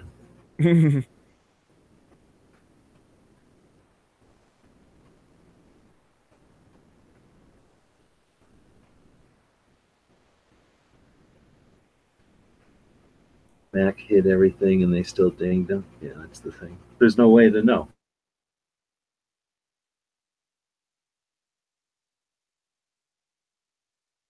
I think it's an NRA conspiracy. I don't know. I guess anything's possible, but that one I put that lower on the list than, YouTube themselves are going out and finding the videos and banning people. I think it's much. I'll give you that. I don't think it's one on my list either, but I wouldn't put it outside the realm of Oh, it's possible, especially if it is just users initiating the strike. There's nothing to say that someone who works for the NRA didn't just be like, "Hey, these guys are talking shit." It's possible,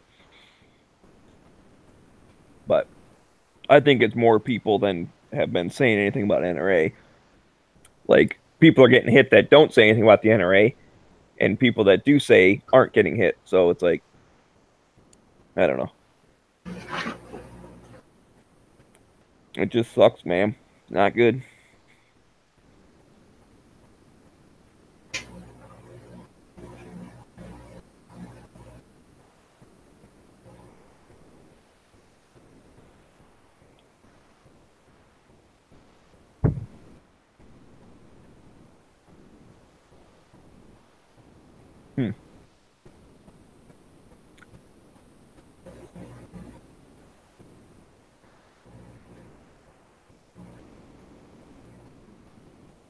If that's true, that's a new low. I mean, that's just freaking petty bullshit.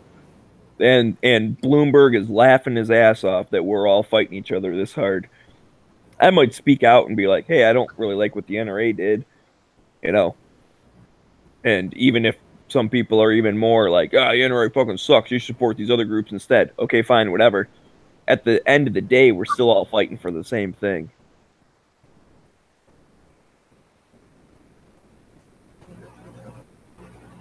So that's the part that gets me. But at the same time, I guess sometimes the different gun groups, they look at it as like we're all sharing a certain amount of people or whatever. So we have to fight each other to, get donations or whatever. I think that's the wrong way of looking at it. But I guess sometimes the different gun right groups can not like each other and fight each other or whatever. It's just frustrating because we're all working towards the same goal. Maybe some in a different way than others, but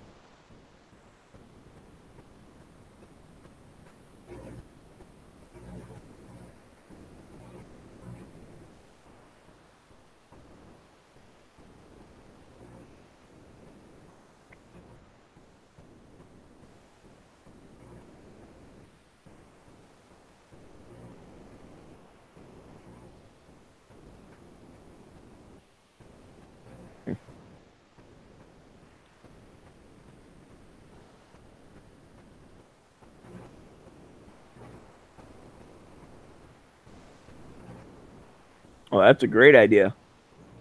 Getting a rally together.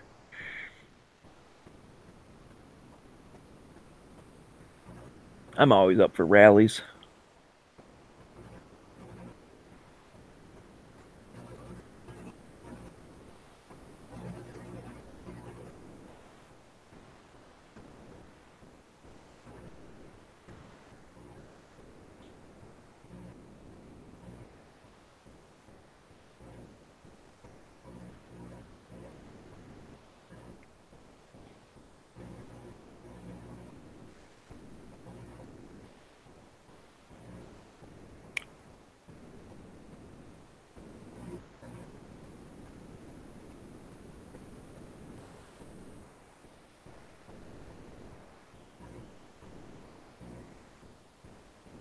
No, I didn't hear him talking about the rally before or whatever. You say it's on May 6th.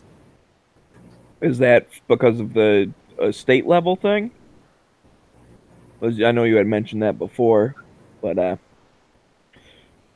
is that you have it like that as the goal, or is it just a general don't mess with our Second Amendment, like, federal level and all that?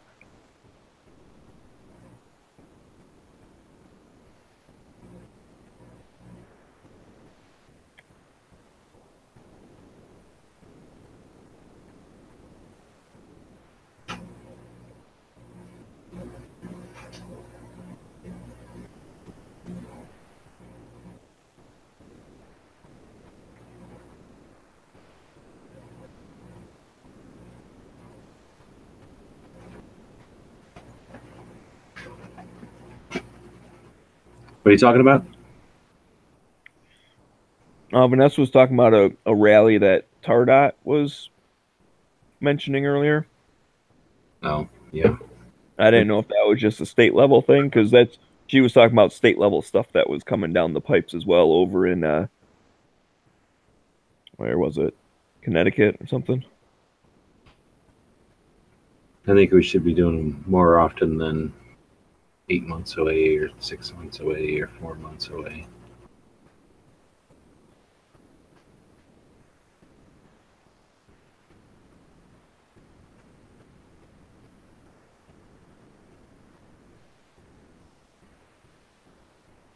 Yeah, I like the idea of doing it more often. But at the same time, I understand that If a people lot of want people, to do it every 6 months, then only do it every 6 months. But why set the pace every 6 months just because some people only want to do it once or twice a year? hmm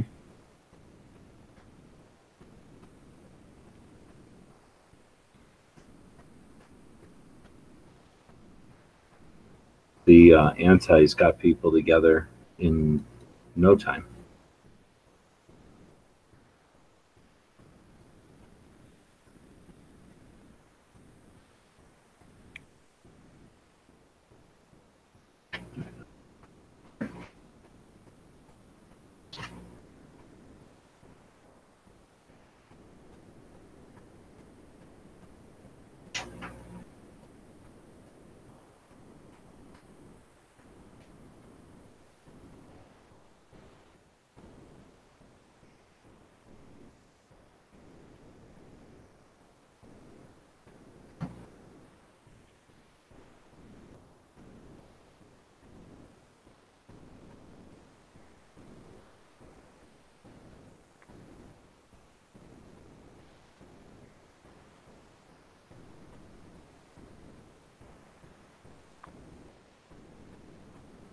damn it, that's not what I meant to do.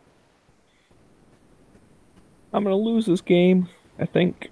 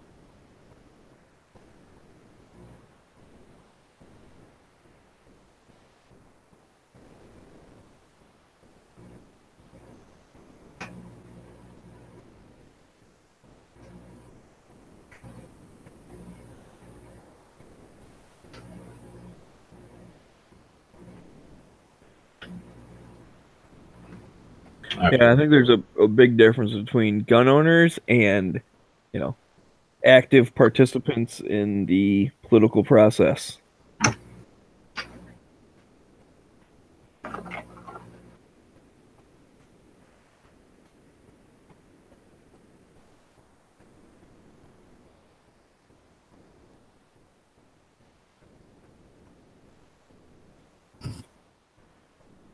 And that's the problem.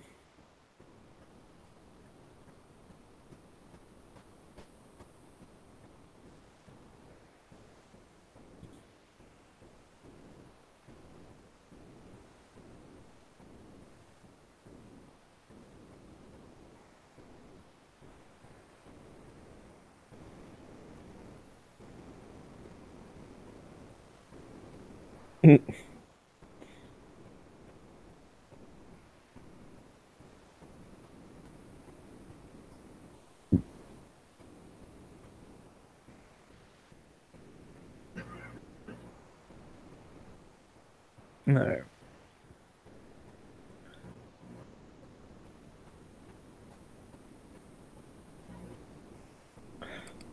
Yep. Yeah, voting's important also. I agree with that.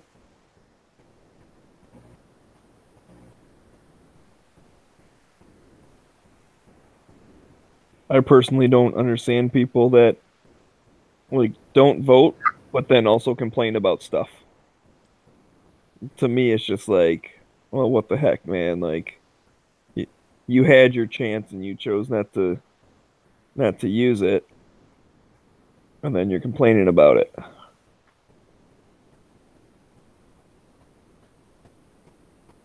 It's like when you're trying to figure out where to go to dinner and someone says, "Oh, I don't care, like wherever."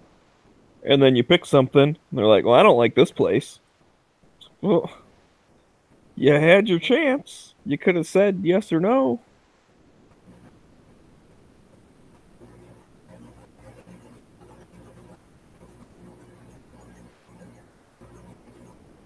My sister was always like that when we were trying to figure out where to go to dinner. She'd be like, "Oh, wherever." I say, "How about this? No, not that place." "Well, how about this? No, not that place." "Well, how about this? No, not that place." "But I don't care, wherever."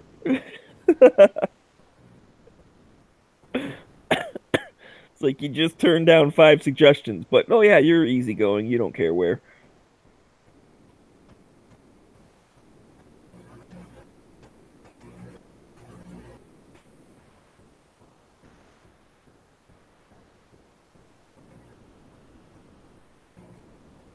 No. And so I wasn't looking at the hangout. It looks like we got another machine sewing here. Still doing the 2A stuff.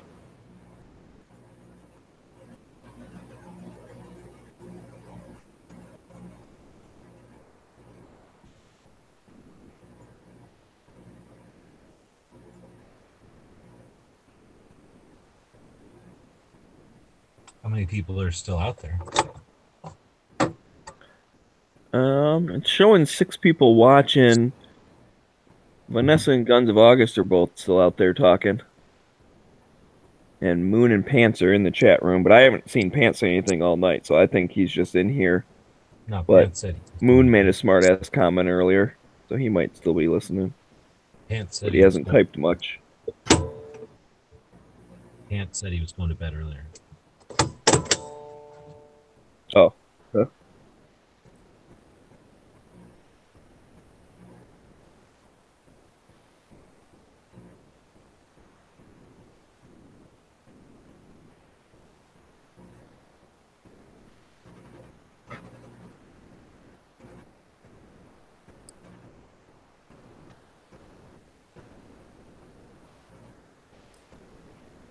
God damn, my computer's like my internet's freezing up.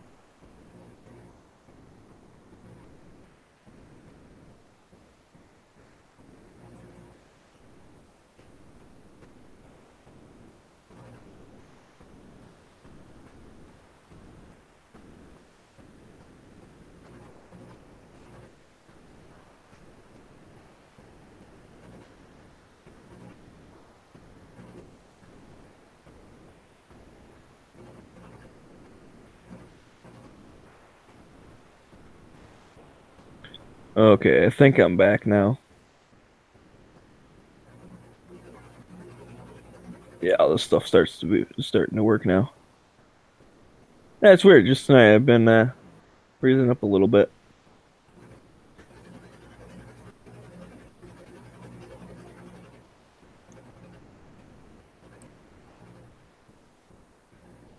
And yes, there is more sewing going on. To answer the chat question.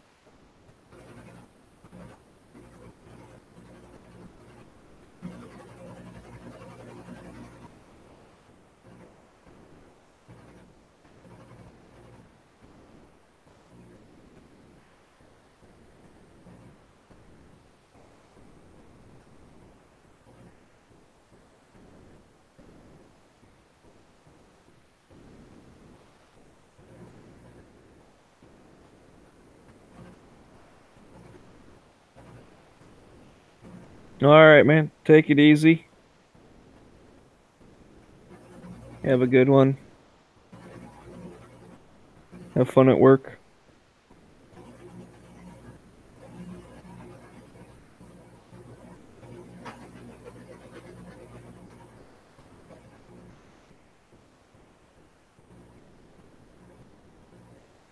Well, that was way bad.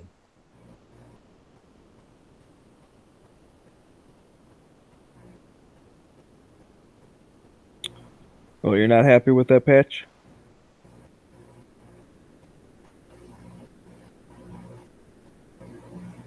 It won't focus on there. It just killed the needle, thrashed it.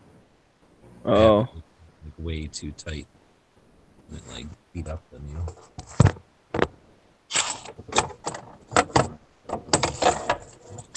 I like basically tied a wicked knot, ruined the sheet and shit. I've been trying to do way too much detail.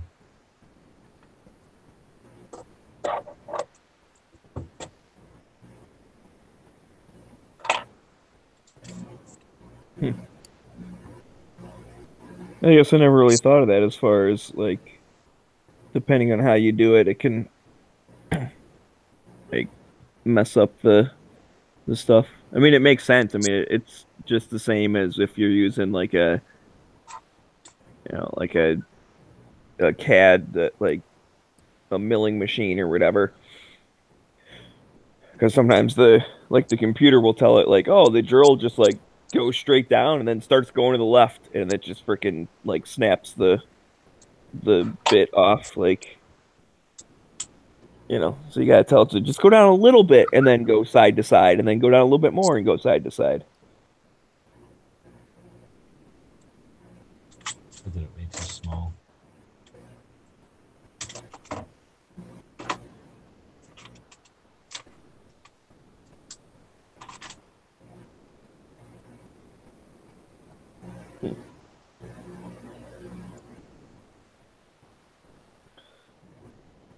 Does it just mess up the needle, or did it like mess the whole thing up? Oh, it broke the needle. I'm gonna adjust it out. I go through needles pretty quick on this thing.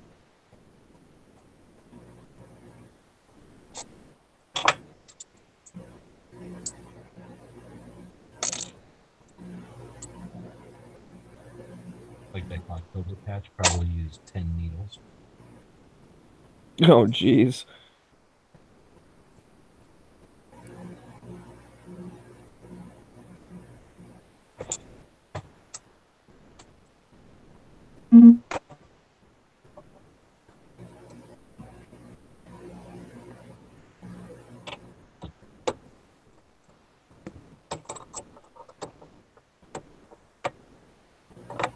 I don't know what the big ones do. The big ones probably just don't care. They just ram right through whatever.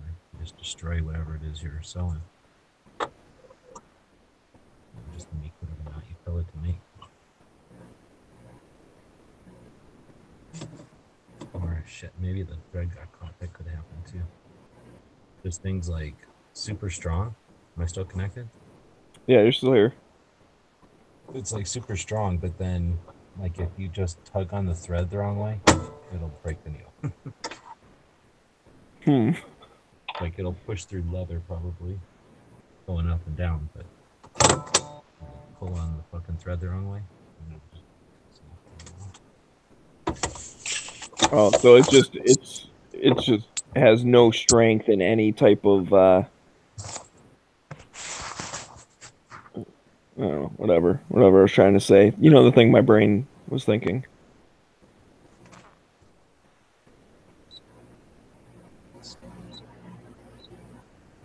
Fast forward past all the parts that's fucked.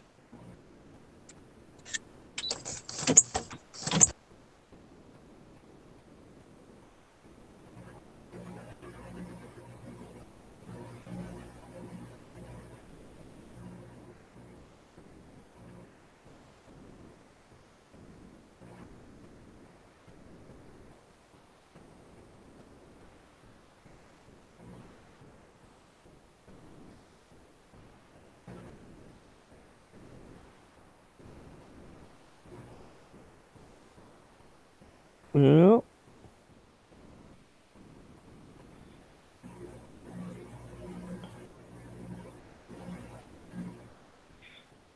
Oh, all right. Well, take it easy. Thanks for watching the chat and typing along. Who's leading? Vanessa. Guns of August just went to bed a minute ago.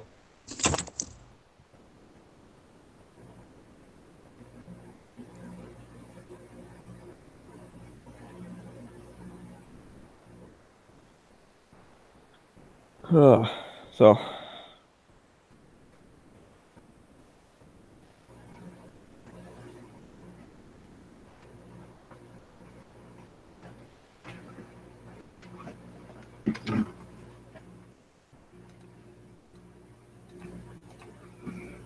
So now I need to go in here.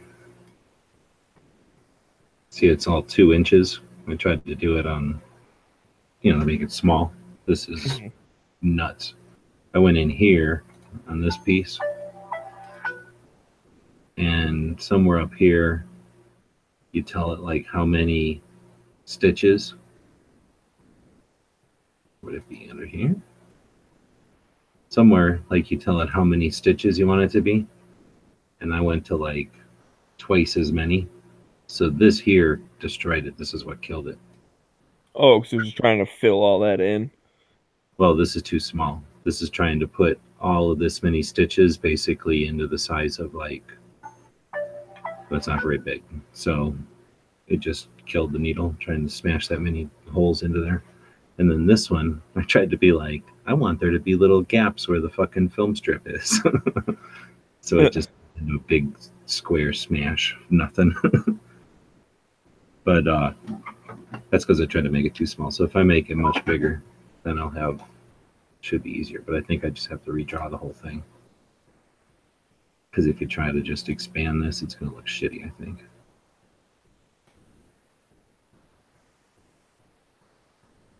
But let's find out. So right now it's 2 inches. And now it's 3 inches.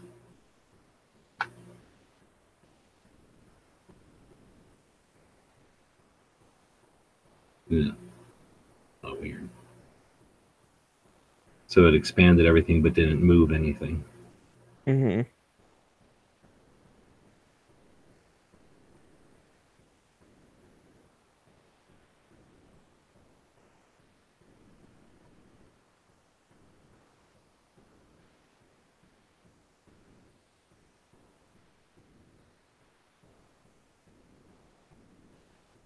Now this will just start to look shitty because it's not correct for the size now. It'll start to look sparse, Right. So then either you have to go back in and tell it to do more for those parts to like fill it in. Start all over. Or you just have to get simpler on those little designs at the bottom. No, I have to just start from zero because there's nothing I can do. I just have to make the picture bigger. See, I started off with a 4-inch wide picture, and I figured that was too big, so I jotted it down to 2. I'll put it at like 3 this time. Well, if I go to 4, that's pretty big. Maybe 4 by 5. If I go to 3, It's like bigger than your hand. yeah, exactly. It doesn't need to be that big. If I bring it down to 3, that's about 3 by 3.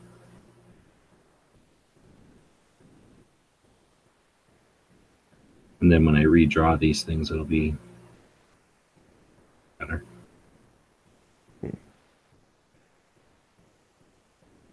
It's still a pretty big patch, 3 by 3. Yeah, that's the size of the old Glocktober, the 2014 Glocktober, Okay. I think. Yeah, I'd buy that, like a 3-inch diameter thing. Well, it's a weird shape. It's going to be this like goofy mountain shape. Mm-hmm.